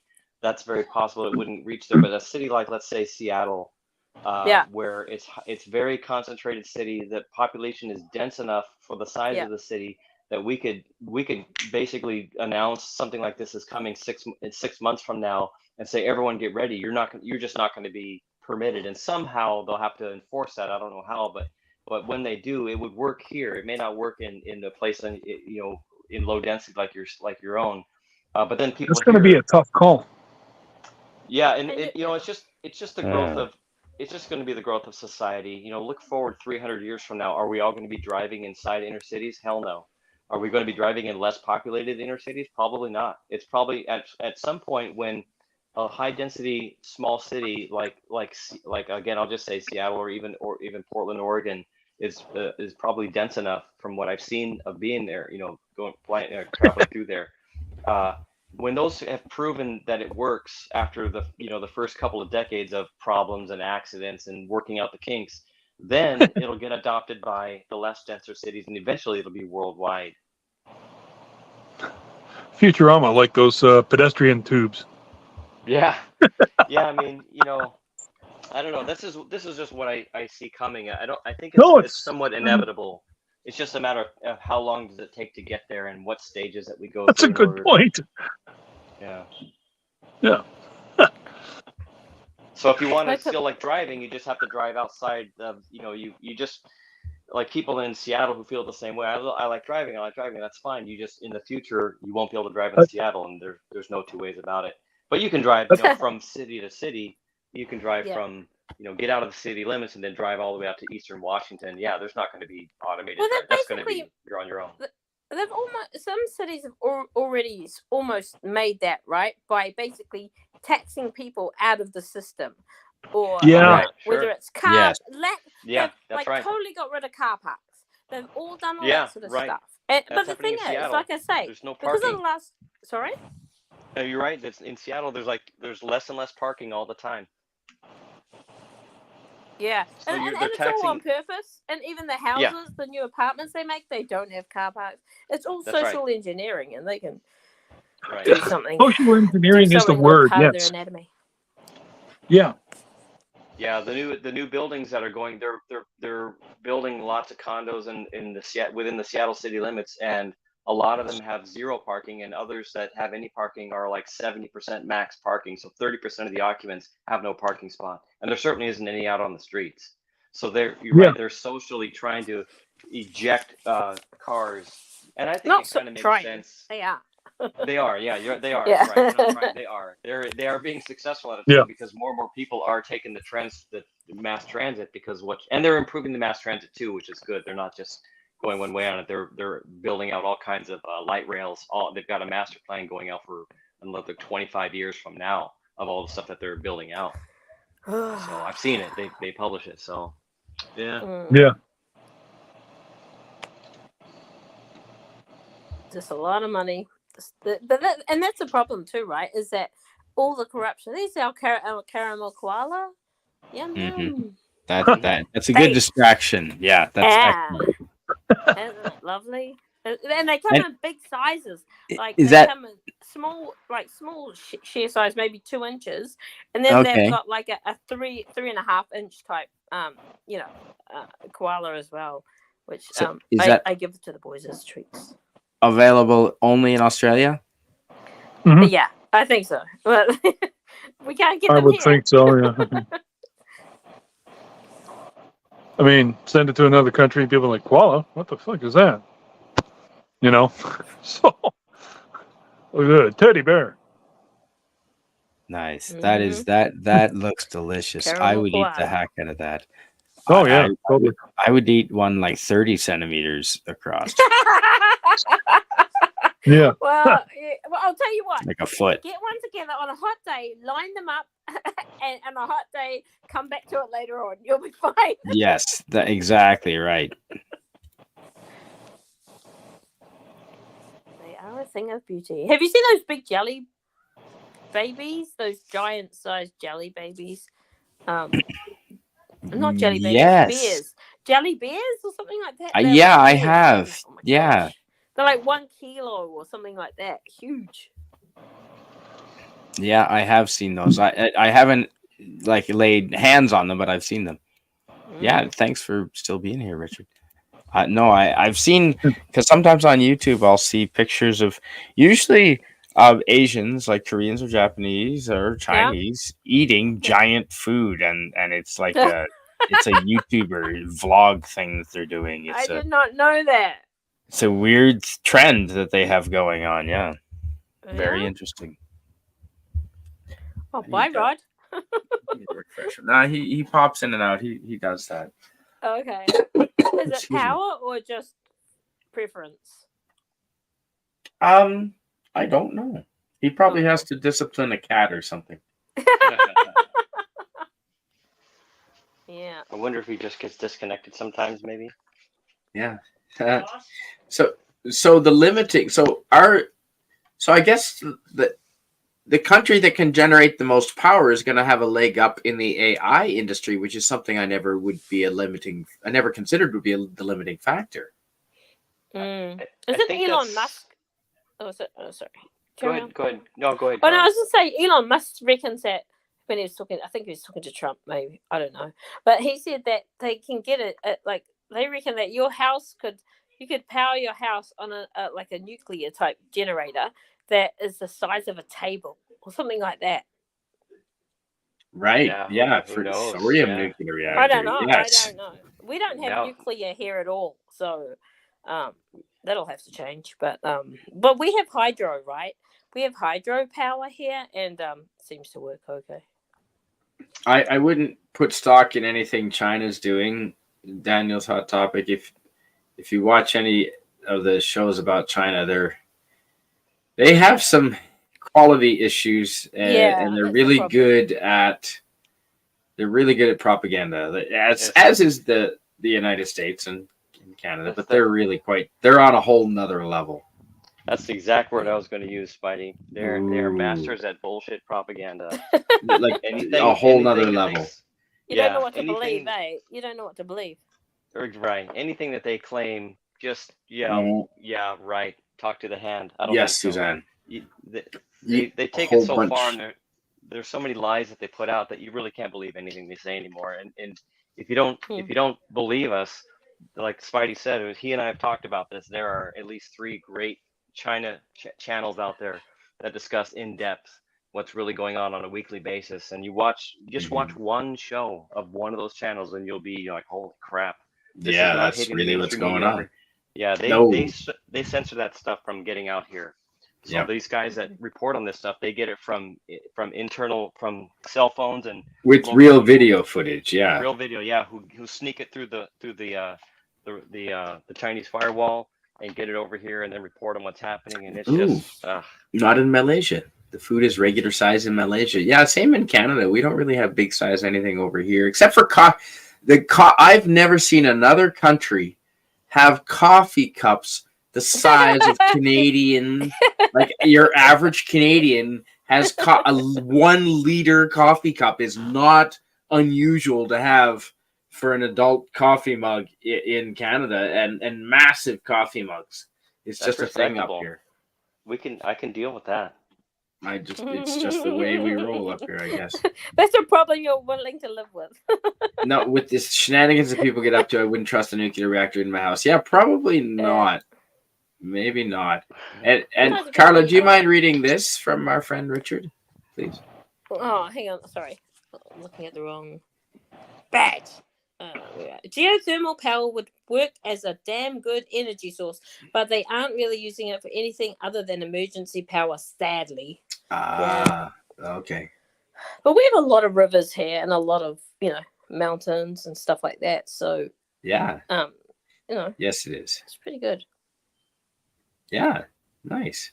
Yeah, we've got a lot of potential for hydro, but it takes 25 years to build any kind of power project here because of all the red tape and the environmental and the corruption.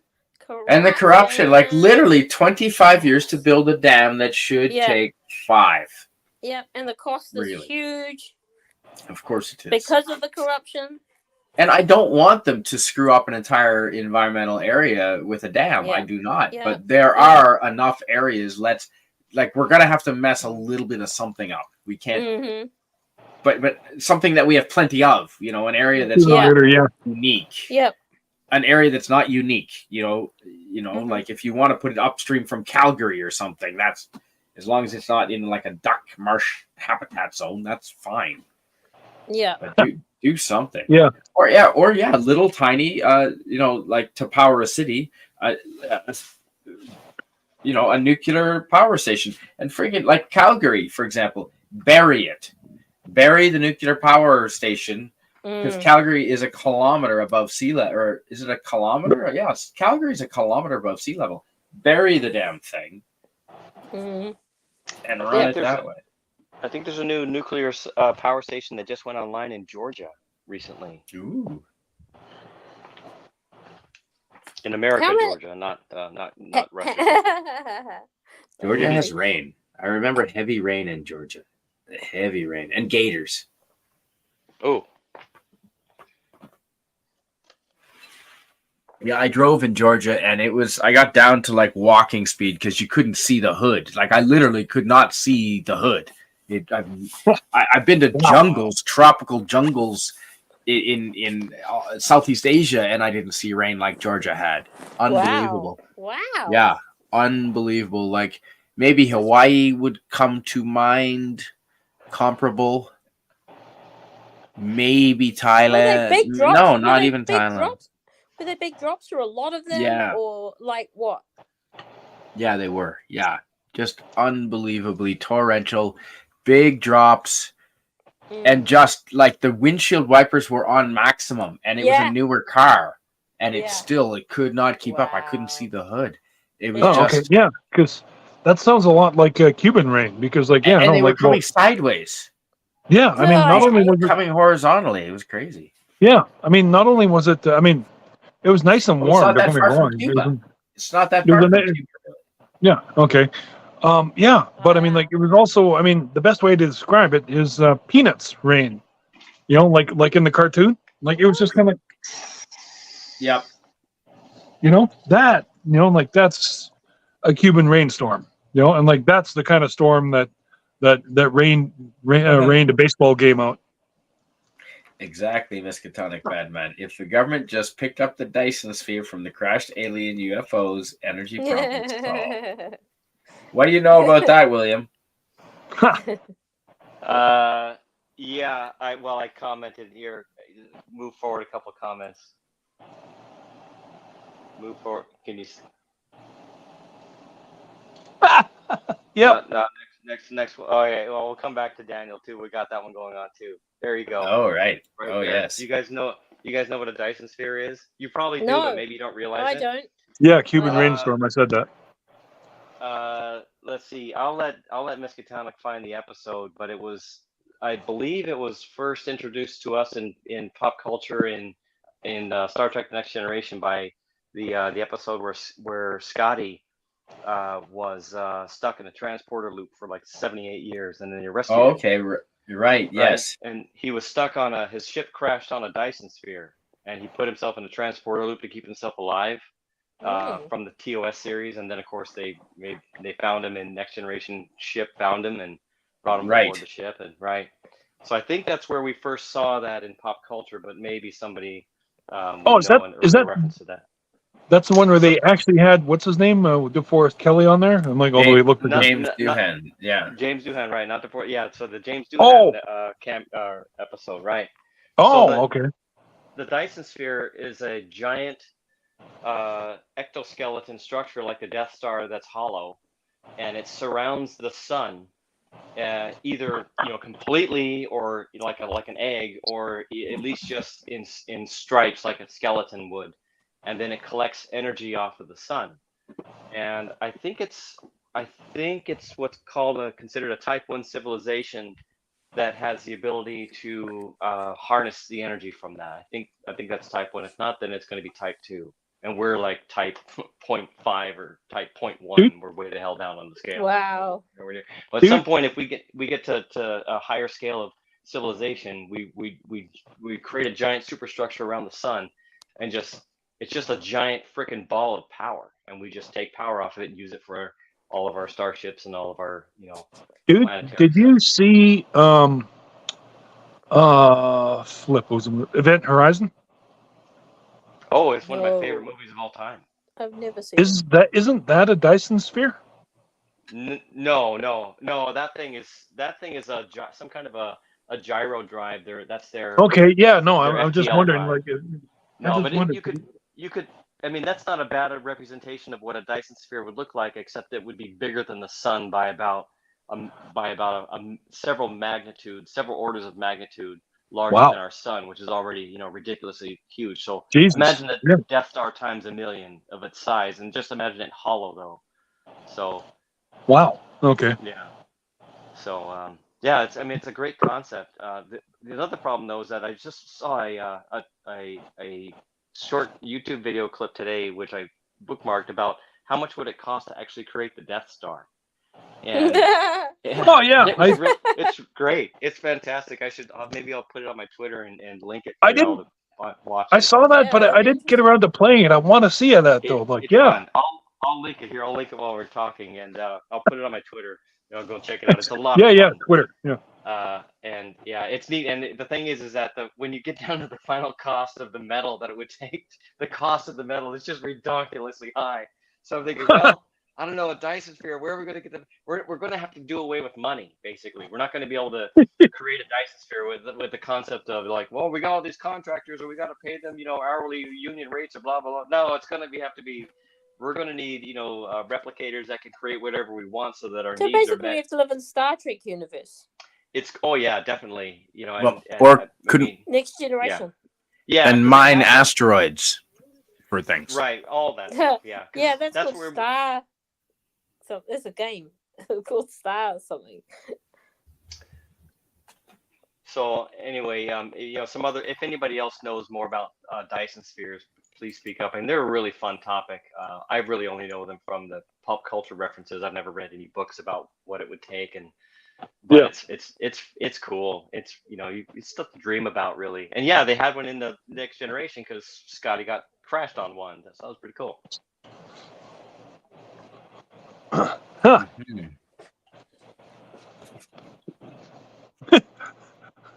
Here, I'll find that link too, and I'll put it on my Twitter, but also throw it in this link in this chat here tonight.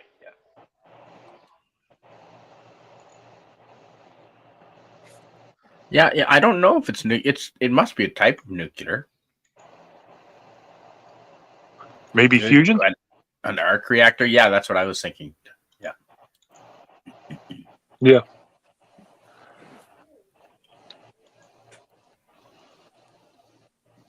Oh yeah. Yeah, it said Cuban rainstorm. Yeah.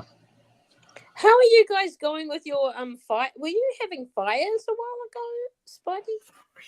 Yeah, we were. We're okay now. They're good. But you were out guarding your campsite, right?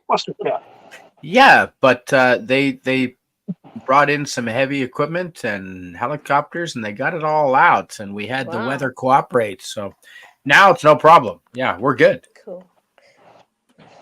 It's the end of your summer. Is it coming? It's you're getting to the end of your summer. Is it still hot or not? Yeah, we were talking about that today. Yeah, it's still hot. Oh, sorry. But we only have like maybe one more week of this kind of heat. Yeah. Well, you never know though. Too. I mean, there is Indian summer in September. Yeah, but not this kind of. Not like 21 degree at night. Not. You know, it'll cool off in the evenings pretty quick. Yeah. Wow. Okay. So in Malaysia. Indonesia. Well, yeah, Malaysia. Yeah, not Indonesia. Sorry, Malaysia. We have lots of rain. We have to get used to driving in it and learn to drive in floods. Yes. We have an underground tunnel highway in our capital that switches to a storm drain and heavy rain. Yes. So they probably shut it off to travel unless you're in a boat. That would make sense. Remember Dubai, like earlier, was it this year? When Dubai had all of that rain and it was like everything was flooding that they had underground because they're just not used to the rain. Nice. Well, it wasn't for people in Dubai. No, sorry. I was reading William Shakespielberg's post in the chat. No, not the people in Dubai. No, and was that an engineering issue or what happened there? Did someone make a mistake? I don't know. Some people reckon it's because they do cloud seeding over there, so and it just took off a lot. But yeah, I suppose if you're not used to rain, all of a sudden your roads become rivers, and whatever's underneath them is going to get flooded. Yeah, of course. That's how that works. Yeah. Water finds a way.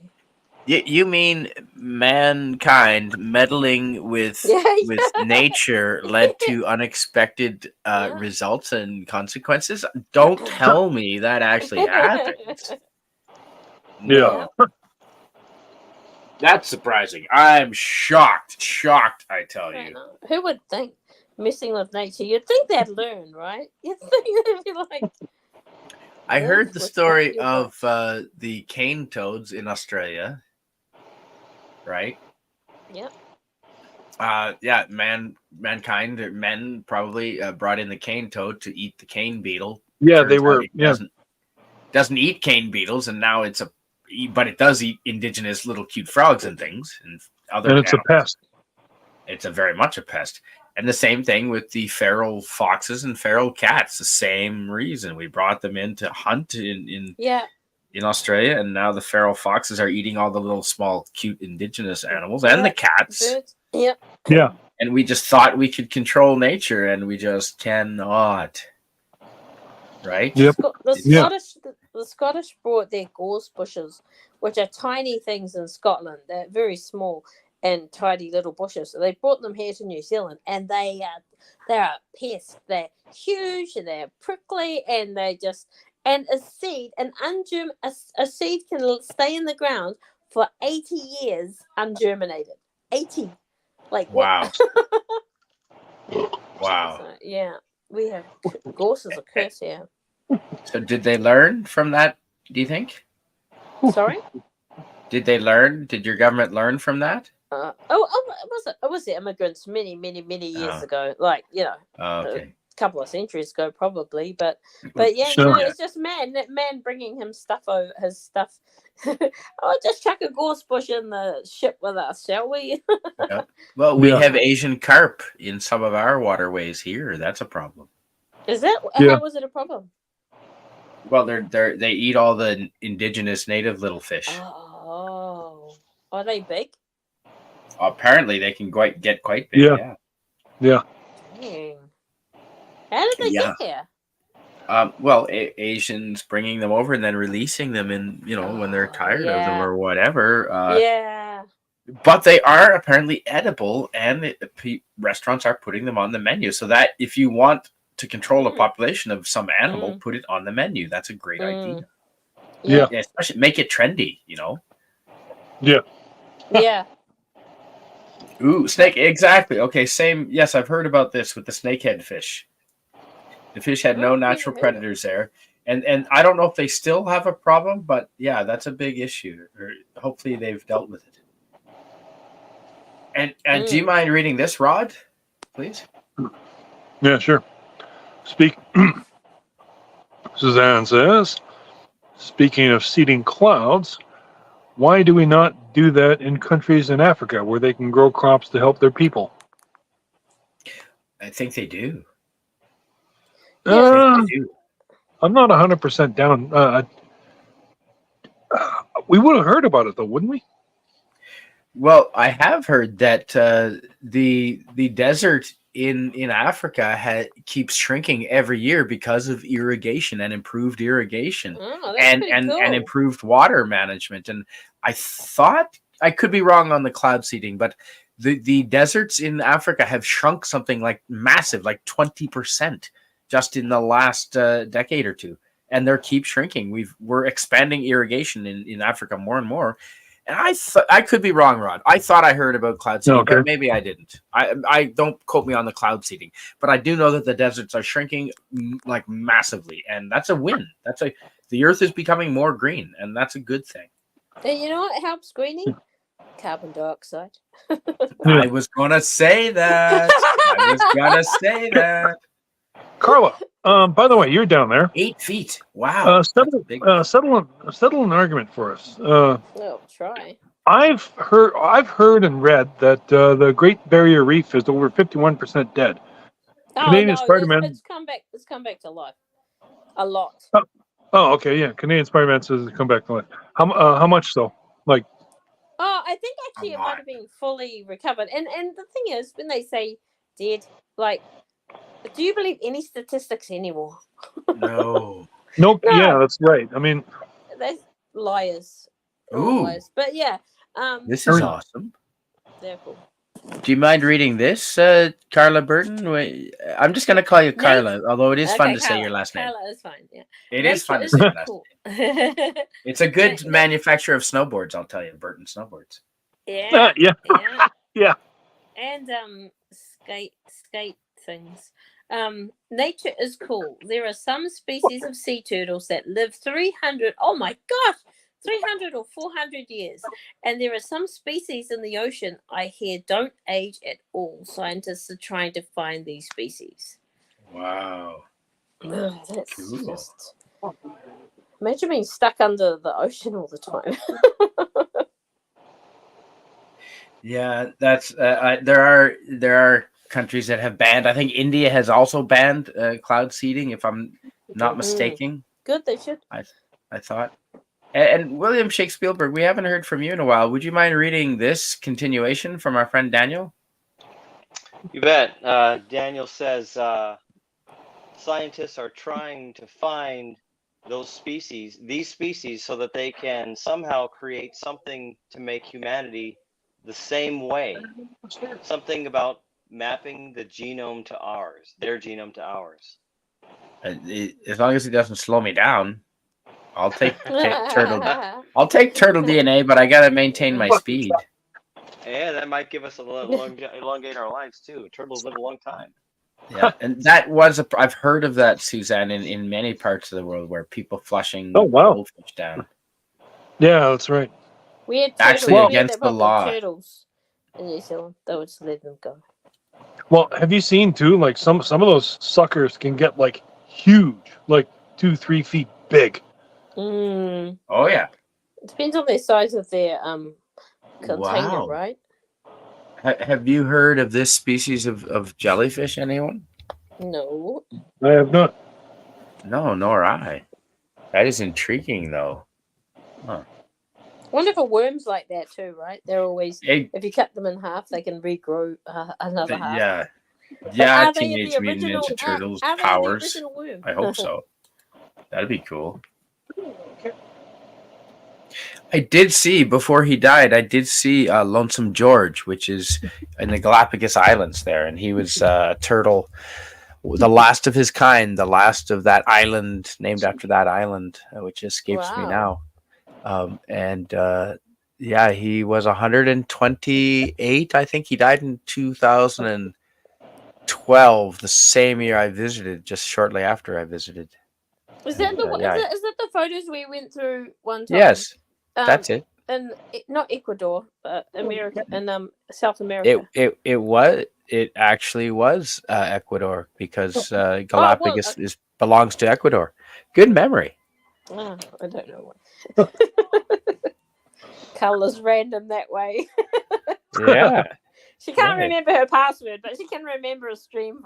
That's right, exactly. Yeah, no, that's exactly the turtles. Yeah, it was 120 something years old. It was magnificent. He didn't move around too much, but he was massive. He was hundreds of pounds. Little Corn Island? Was it Little Corn Island? That's in Nicaragua. Pounds, I believe. Oh, Nicaragua. That's on the other side. Yeah.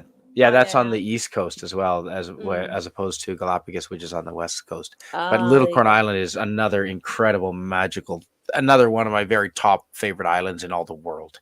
100%. Top 3, easily. It's Love too small for my life. I'd have to walk around that island a lot. I'd have to walk around the island. Yeah, I'd have to go backpacking, traveling the world, but I'd like to be based there. It'd be pretty cool. Yeah. A few months. Mm-hmm. Bet you there's big raindrops there too. Oh, in Nicaragua, yeah. And there are a lot of expat Canadian and Americans there. Believe it or not, it's more developed and not nearly as sketchy as you'd suspect. I thought anyway. Yeah, they don't have to deal with that bum Trudeau. Well, that exactly. Speaking of Banana Republic countries, yeah, us, us. Like, yeah, you got to worry about Banana Republic dictatorships. We live in one, and that is sadly not much of a stretch. Yeah. Did I tell you about how screwed the Australians are with their fires, bushfires? No. No, but please, I've got to step away just for a second, but please tell us, because I am interested, especially being in British Columbia right now. I'm very particularly interested. Well, you're lucky you don't have what the Australians have. So the Australians have a bird called I think it's called the black kite. And they and so you have they already have bushfires because it's so dry, like a desert, and then they'll get, I don't know, a thunderstorm or something, and a fire will start, or it's just so hot a fire will start, and their trees are made of oil, so they just basically explode. So the fire doesn't even need to be near them. It just like heats the oil and the trees explode before it even gets to them. Yeah. But not only that, they have a bird. They have a bird called the black kite, and that bird gets an ember from a fire that's died down. He picks up the ember and he puts it in a piece of the bush that is not on fire. So he starts a new fire, so all of the bugs will fly up out of the fire, and he eats all the bugs. So what hope does a country have of never having a fire if you have a bird that does that? I don't think that is very good.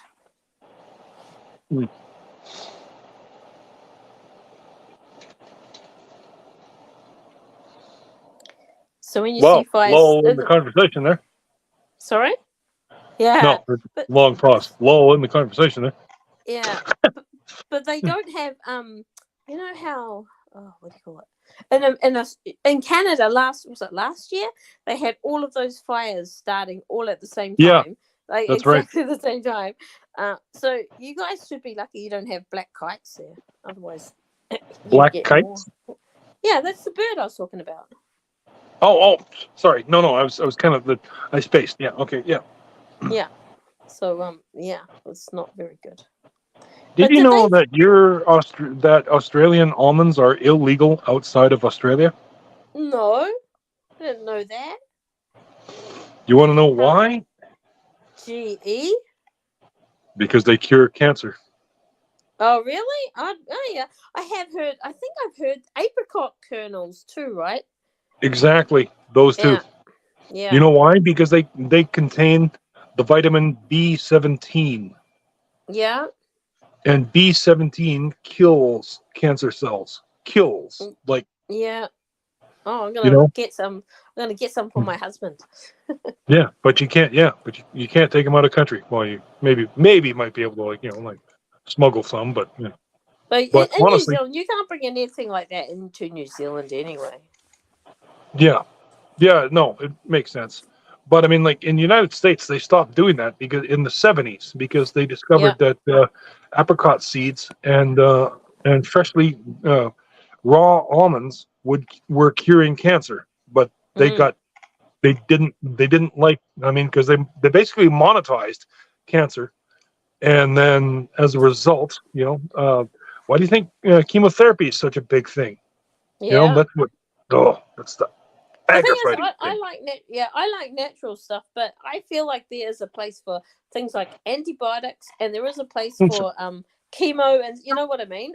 I'm into both. Yeah, Daniel's Hot Topics, they do. But it's pretty efficient. Yeah. But the thing is, we have an Australian food chain here called Woolworths, and a lot of the brands are called Woolworths brands. So I'm going to go there and I'm going to see if the almonds are Australian. Hell yeah. Yeah. Also, did you know that the you guys also don't what's the word? Pasteurize. You guys don't pasteurize milk? No, that's not true. We do. Well, okay. As I understand it. But we do have people who do have unpasteurized milk or raw milk. That's called raw milk, right? Yeah, and basically, as I understand it, they call it you're right. You're right. They probably brought pasteurization there to the but as I understand it, they do something called high pressure treatment, I believe, and it UHT milk. ultra high UHT. treatment milk. Oh yeah, we've got that. We've got And you stock it on the shelves. It's not refrigerated. Yeah. That's right. I have that. I have that for emergencies, and we have powdered In milk liquid, as well. And then, but we this don't is in have liquid milk in form, yeah. bags. But we don't have milk Yeah. in bags. They tried Oh, that. so do That we. didn't We last do. long. We do too. Yeah, Well, I know. we do. I mean, we don't out in Western Canada, but in central Canada, Ontario, they do have milk in bags. Yeah. And New Brunswick too. I grew up with milk in bags. Oh, yeah, and the cutter that cuts the corner off the bags, Mhm. the cutter stays on the fridge because it's got a little magnet. And then the bag, Nice. Cool. yeah, and the bag just drops into. It almost holder? looks like a pouring like a picture of Yeah, beer yeah. or a jug of beer. Yeah. almost. Okay. And the Yeah. bag sits in that, and then you just Yeah. pour your milk out that way. And that's how we always. The milkman used to come to the house and deliver bags of milk. Like you get 4 or 5 bags of milk every day, and if we were up extra early, like 5 a.m, he'd ring the bell and wake up our parents and tattle on us that we were awake, getting up to no good. Damn milkman! Yeah. Stoolie. And you had to leave your money out, and you'd leave your money out on the step or under the mat or in the mailbox. You'd just leave your That's cash right. out. We had tokens. We had milk tokens. Ooh, advanced, right? Wow, that's even smarter. So that so you're not stealing money. Well, they're more likely to steal than Canadians, though, Rod. Yeah. Maybe. Yeah. I'm No, kidding. that's what we had milk tokens. I know. No, that's a great idea. Like bus tokens as well, and that's right. I've seen those. Yeah, that's right. Oh, here we go. Sashi has the. Is it Sashi? Is that an I or an L? Sashel. It's an I. It's an I. It is okay. Yeah, Sashi. Sashi. She's my 100th subscriber. Yay! Oh, that's Yay, so sweet. Sashi. Yeah, I know. That's awesome. All right, and UHT milk is given there to kids in school. Yeah, it's liquid milk, but it's shelf stable. You don't have to refrigerate it, and I guess they heat it up so much that it just kills anything that would be alive that could be bacteria in there. Well, yeah, ultra heat treated, right? Yeah, UHT it, and they vacuum seal it, and you're good to go. And that stays for years, doesn't it? I think it says about maybe up to a year. I wouldn't think it would be past. I don't think it's past that. You wouldn't and they don't last that long, I suppose, because it is fresh. I mean, it's heat treated, but it is milk. It does go off because I've had that happen too. So, but you can get cream like that as well. So, right, yeah, fantastic. Yep. No, that is really good to know. I'm interested in vitamin B17. Fantastic. Yeah, I'm going to go to Woolworths later and check. Oh, and by the way, I'd just like to remind everybody too. I mean, like, now, I don't know if I just know that I had a lump on one of my men downstairs, and yes, and the very first thing I did was I switched to an all vegetarian diet. Now, I'm not offering medical advice. And no way whatsoever. I am, however, saying that this is what I did, and I came out clean. And that is the very first thing I did when I because like, oh my God, it's the C word, because I don't want to shut the stream down or whatever. But yeah, no, and like I got panicked, and like here's another thing I did. I started eating vitamin C like candy. Like I'd have like 16 a day. That's a good idea. Vitamin C tablets? You mean those tablets? Yep. You have to be really careful with your teeth if you're eating those because they ruin your enamel in your teeth. So just be really be careful chewing. Oh, I understand because I brush with coconut milk, coconut oil, and that's right. I brush with I brush with coconut oil and baking soda. Ooh, but and walnuts. Sauce? Did you say bacon sauce? That sounds good too. No, he said baking soda. Ah! Bacon sauce sounds even more better. That's awesome. Even more better. Barbecue sauce? Bacon sauce. Just bacon sauce. Bacon. Then bacon. Bacon That's sauce. Canadian, right? Brushing with bacon, that's Canadian. It should be. It should be. Daniel's Hot Topics asks, what kind of food and drink has vitamin B17? You have to look that up. I'm reasonably certain that I'll bet you anything that the goddamn corporations have done anything they can to make sure that it does not. Into the that food it's chain. yeah, that it's not in any foods. Right. Yeah. No doubt. Yeah. You're probably right. Yeah, and the chemical companies have sterilized any almonds that are grown here in North America. So, sterilized. So it doesn't have active vitamin B17. Oh, of course. Yeah. So they disabled the goodness in it. Well, what they did was they had somebody they created a public panic. How do you like that? Goddamn fucking media. There, propaganda. Look at that. Eh? Yeah, like somebody was growing almond trees in their yard, and then they created a scare that it would cause some sickness, and then as a result, they managed to get the public worried about, oh my God, we got to do something with these natural raw almonds. And it's like bull fucking shit. It was one person, but they're trying that with the bird flu now, right? Yeah. You can't. So, but you have to kill the chickens, but all the other birds are fine. You just have to slaughter the food source where people can get free. Is that bacon that's toothpaste? right. Is that bacon a toothbrush for bacon sauce? No, those were Thor's hammers of meat. Oh wow! A thing of beauty. They were, yes. Oh wow. Oh, Daniel. Yeah. Cures or prevents cures. I'm going to say cures, depending on how early it's caught. That's interesting. Okay. Yeah. Oh, and Daniel's Hot Topics is absolutely right. Killing us, Daniel's Hot Topics. It absolutely is 100%. Not industry, food corporations. Yes. Remember that they're not they're not in the business of keeping us healthy. They're in the business of generating money for themselves. Making money. Yeah. And then they'll turn around and their buddies will sell us the pharmaceutical products to make us able to live with the symptoms. Manage our conditions. That's it. Not cure us. Manage our conditions.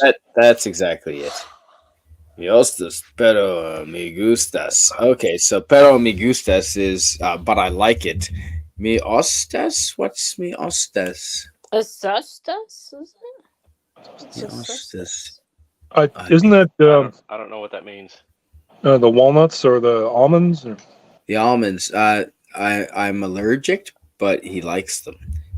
Maybe. Yeah, me too. I'm allergic to them, but I like them. I know people like that with seafood and with milk. I've got a relative who is, he's got an allergy to ice cream, the dairy, but doesn't. Sometimes he'll just put up with it. I'm allergic to chocolate.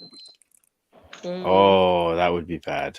I've been allergic to tons of stuff. Well, really, all it does is just causes me to sneeze. That's it. That is an interesting allergy. That is your weird. mum. Rod, have you been eating the chocolate? Achoo! No! Achoo! Honestly. Since Eugene Byrne has showed up, I want to point out to him that we've been talking about him all night. Yeah. Not really. Hello, Eugene Bird. Hello and welcome. We've got stuff for you to listen to early on in the show, Eugene. So when you're done, rewind this thing. There's a whole. Oh, are you serious? Yeah. Yeah. I Serious. thought you were having a go at that. We were hoping that he'd be here tonight earlier on, so a lot of stuff for him to listen to. Because there's a few IT gearheads in the house tonight, and he's one of them. Yes. Yeah. Okay. Right. About are we gonna have power to run the whole power the massive AI? That's a good. Right. The whole AI thing, right? I want to hear what as it is now. Not so much. All the way up to the Dyson Sphere too. We can. We always need some commentary on the Dyson Sphere action. And a table-sized nuclear power. Oh, that's right. Personal power plant, right in the middle of the kitchen. Yeah. kitchen table right over the nuclear Not power. under the toilet. Place it right here. Be fine. Oh, that's I'll too put it- bad. What's the cat? Sashi has a mild allergy to chocolate. They found out after their aunt came back from Switzerland with lots of chocolate. That is a hard way to find out. That is terrible. Buster cat. Wow. Hey, thanks for being here, Eugene. Yeah, that would be a terrible way to find out. I do remember having lots of chocolate in France. It was so good. I do not have an allergy to chocolate. Definitely not. The two countries who know to make white chocolate, the Swiss, their Lindt chocolate is yummy, and the Australians, their Milky Bar, yum. But nobody else knows how to make white chocolate. I agree with that. The Belgians do it too. Oh, do they? White chocolate? Belgians just all kinds of chocolate. The Belgians especially. I've been there. Yeah, I was there 20 years ago in Belgium, and they've just got chocolatiers everywhere, and it's just delicious. Oh yeah, no. And what do you hear? Like Belgian chocolate. You know, like they say that in every chocolate store too. Yeah, it's true. Godiva chocolate. It's great. Out of Brussels. You're right. Well, and I was there where they the Grand Place. I was there in little chocolatiers where they made it. Like this one place I was in was some old historic town that was about 500 years old, and it was only for tourism, and so there's no cars allowed. It was all gated off, and you walk inside, and it was, with the exception of the whole street was paved. With the exception of that, it was all authentic, and they had old chocolatiers in there that made their own chocolate on site, and you just like consume it all right there because it's too good. Wonderful. You couldn't even wait. Yeah. Oh, that's wonderful. Yeah, I enjoyed Bruges as well. Bruges, but I would have. Bruges. Yeah. There's a great movie made there too. I was there. That's a fantastic place. Yeah. Yep, that's right. Spidey? Have you gone there already? Yes. Yes, I have been, and that's. I remember sitting in the town square, and they had French fries and mayonnaise was really popular, and there was a French fry shop. Holland too. Right. And I sat down at the little shop right in the main square with the clock tower that they've got right in Bruges. And they've got canals in concentric circles around Bruges with bridges. Oh, wow. Oh, wow. Is that the Dutch part of Belgium? Because it's half Dutch and half French, right? Sure. It's half Dutch and half French. It's pretty. Whatever it is, it's super pretty. I don't know. But the French fries and mayonnaise, and that was so good. Dutch. And Rodd, I tell you, they were... the hell with ketchup. You'll never go back to ketchup. Mayonnaise and French fries, man. I haven't had ketchup on French fries for a little while back, but it was only because I was out of mayonnaise. So I used ketchup, but no, you're absolutely right. Because you're out of chocolate. Absolutely right. Yep. Oh no, I know chocolate. I don't know nuclear reactors, but I do know chocolate. I mean, I know the basic principles of them, but I do know my way around chocolate. I definitely know my way around chocolate and wine. I think red wine is good too. I think. Ooh, yeah. Yeah. Yes, absolutely. I've literally drank so much red wine in Japan that I gave myself an allergy to the sulfides in it. Ooh. I had to take a couple of years. Off red wine. Yeah. Had to. Wow. Oh, I gotta go, boys. I'll see you later. Yeah, I'm getting tired too, Carla. So thanks for being here. We should probably cut her down. Yeah. I have to take a kid somewhere, so thanks for talking to me. Thanks for being here and talking with us. Yeah, thanks for popping in. It's wonderful to see you. Okay, bye. Yeah, definitely. Thanks for your southern hemisphere perspective on things. Yeah. Okay. Yeah, we're inclusive up here. We even include southern hemisphere thinking people. Oh, absolutely. And thank Australia for Milo. I do like Milo. The chocolate, it's a chocolatey drink like Cadbury chocolate powder, except better. It's an energy vitamin. Well, they claim it's a vitamin powder. I think it's mostly. Oh, and it's like probably Nesquik. Even tomorrow night for her right now. It is, yeah. Milo, in my opinion, is like the Nesquik powders here. But yeah, delicious. Yummy. I do like it. Yeah. Ooh, kidney and bladder stones in the future. That doesn't sound good, Daniel's Hot Topics. I know people that have had them. They're extremely painful. Belgian fries, they're so good. Yeah. Oof, yeah. Yeah, delicious. Yes, dark chocolate is very healthy and kills cancer cells. An antioxidant. Yeah, I've also read that as well.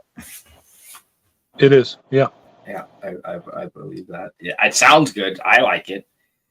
Greek red wine. Ooh, it was great. I don't know if I've ever had wine from Greece. Spain, yes. Italy, yes. No, me neither. I don't think I've had Greek wine. Did you have some chocolate with that lemon pie? Yeah, interesting. You say you did. Ooh. Yeah, that sounds awesome. Drove from Brussels to Zweibrücken in Belgium. Didn't get to watch anything. Didn't understand any of the French or Flemish. Yeah, it's well, French is Flemish. Yeah, but the Dutch writing, the Dutch language, when it's written out, if you sound it out, you can make out some of the words in English. Yeah. I did find that. So that was like reading out some of the street signs. You can sort of make some of them out, which was kind of cool. But anyway, gentlemen, I'm getting tired. It's 6 minutes before midnight. Sure. So yeah. What did you want to say, Rod? Go ahead. I just want to say one. I just want to say one quick thing. But like, then we can wish everybody off. But like, I got a kick out of the fact that when we saw it in the 80s, we're all just kind of like, cool, because like, remember Jean-Claude's movies, Jean-Claude Van Damme's movies? He always, now in order to cover up his quote unquote French accent, he always like, oh, I'm from Quebec, Canada. Right, exactly, right. Yeah. Yes, that's funny. Now, we all thought, but in retrospect, we all thought that was cool, which, hey, right on, yeah, he's pretending to be one of us, but at the same time, anyone mentions Canada, we get all excited. Yeah. However, thanks, Carla. Thanks, Carla.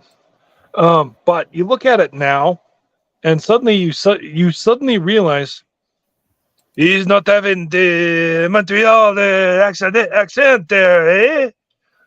Yeah, because like if he was truly Canadian, he would have the accent like this. He'd be sounding like that. And half his vocabulary would be English words with a French accent. Yeah, exactly. That's how they talk. It's half English with a French accent up here. Yeah, exactly. Like it's like our Prime Minister Jean Chrétien. Like he was funny. He sounded like Popeye. For Christ's sake. Yeah, he literally did. Yes. And Daniel's Hot Topic says if you could give advice to the younger generations, like preteens, it would be eat your veggies, drink your water, and take your vitamins. Definitely get your vitamins. 100%. Yeah. I'm not a big fan of the veggies. I'm more of the meat eating variety of person, but it's hard to force the vegetables down. And get your vitamins. Definitely. And vitamins, a lot of people forget about vitamin D from the sunshine. Obviously, everything in moderation. Don't get a sunburn. But vitamin D from mild exposure to sun is really important to people. Really important. Yep. And that is health advice that I don't mind dispensing. So on that note, thank you. And William Shakespielberg, you might as well read what you wrote, and you can sign off from there. Yeah. Well, I just want to thank everyone for hanging out with us tonight and listening to the discussions. I feel a little bit guilty that I kind of droned on with this issue tonight. That's not what the intention was. It was just sometimes we have big brain. Sometimes we have big brain subjects, and you know what? Yeah. Let's face it. One of the things too, like I'm just gonna a quick quote from my favorite Professor Julius Sumner Miller. My singular purpose is to make everyone reach, and thus their brains are stretched and their emotions moved and their spirit touched. Exactly it. Yeah, that's right. Yeah. No, I wouldn't. I wouldn't. I don't even know why you would think that. Not at all. I thought that was a really good conversation. No, that's right. Subject to keep coming back, and a lot of the conversation has been loosely connected to that. So that was good. And yes, vitamin D is essential for bone health and our immune system. is fueled in a large part by vitamin D, which they're learning more and more about every day. They didn't know that 20 years ago. They thought it was just for bones. So at least I believe they didn't know that. Yep. Yeah. No, chopping wood and swimming and just general labor through my work, Eugene Bird. Just living in the countryside. There's no gyms around here. Not really. Yeah. So I do sit-ups here at the kitchen. I'll take some weights. Oh my God, Lisa popped in. You're in good shape. Hey, dude. Lisa. I try to. You've got to. You have to. Oh, okay. You've been listening. Lisa. You've been lurking then. Hello. Okay. Sign us off. Oh well. Thanks for being here. So glad to be here, everyone. We will be streaming again anytime the three of us get a chance to get together, or just Rodd and I often as well, and sometimes Carla. William and I, and Carla and whoever else. So we'll be streaming whenever we get a chance. And every Thursday, of course, I have my travel show. This week I have Fermented Cinema on, and we're going to be talking about Osaka in Japan. So that'll be fun. Oh, very nice. Yeah. Awesome. So, thanks, Suzanne, once again for your wonderful. No, it's not Suzanne. No, it's not my Lisa. And just an interesting side note. I'm going to make this real quick. And that is that Lisa and I kind of sort of like fell by the wayside a little bit because Thanks, Daniel. I don't want to. I'm going to just simply say that we had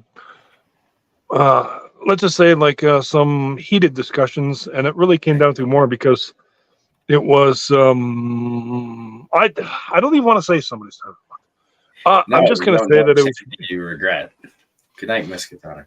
Okay, but we've since made up actually, and like it kind of also had to do with the fact that I didn't want to tell her like my sister died or anything. Like this was about a month ago, and I don't want to. Like, I just simply, but like we've mended fences since. So like, but that's Lisa from YouTube, not.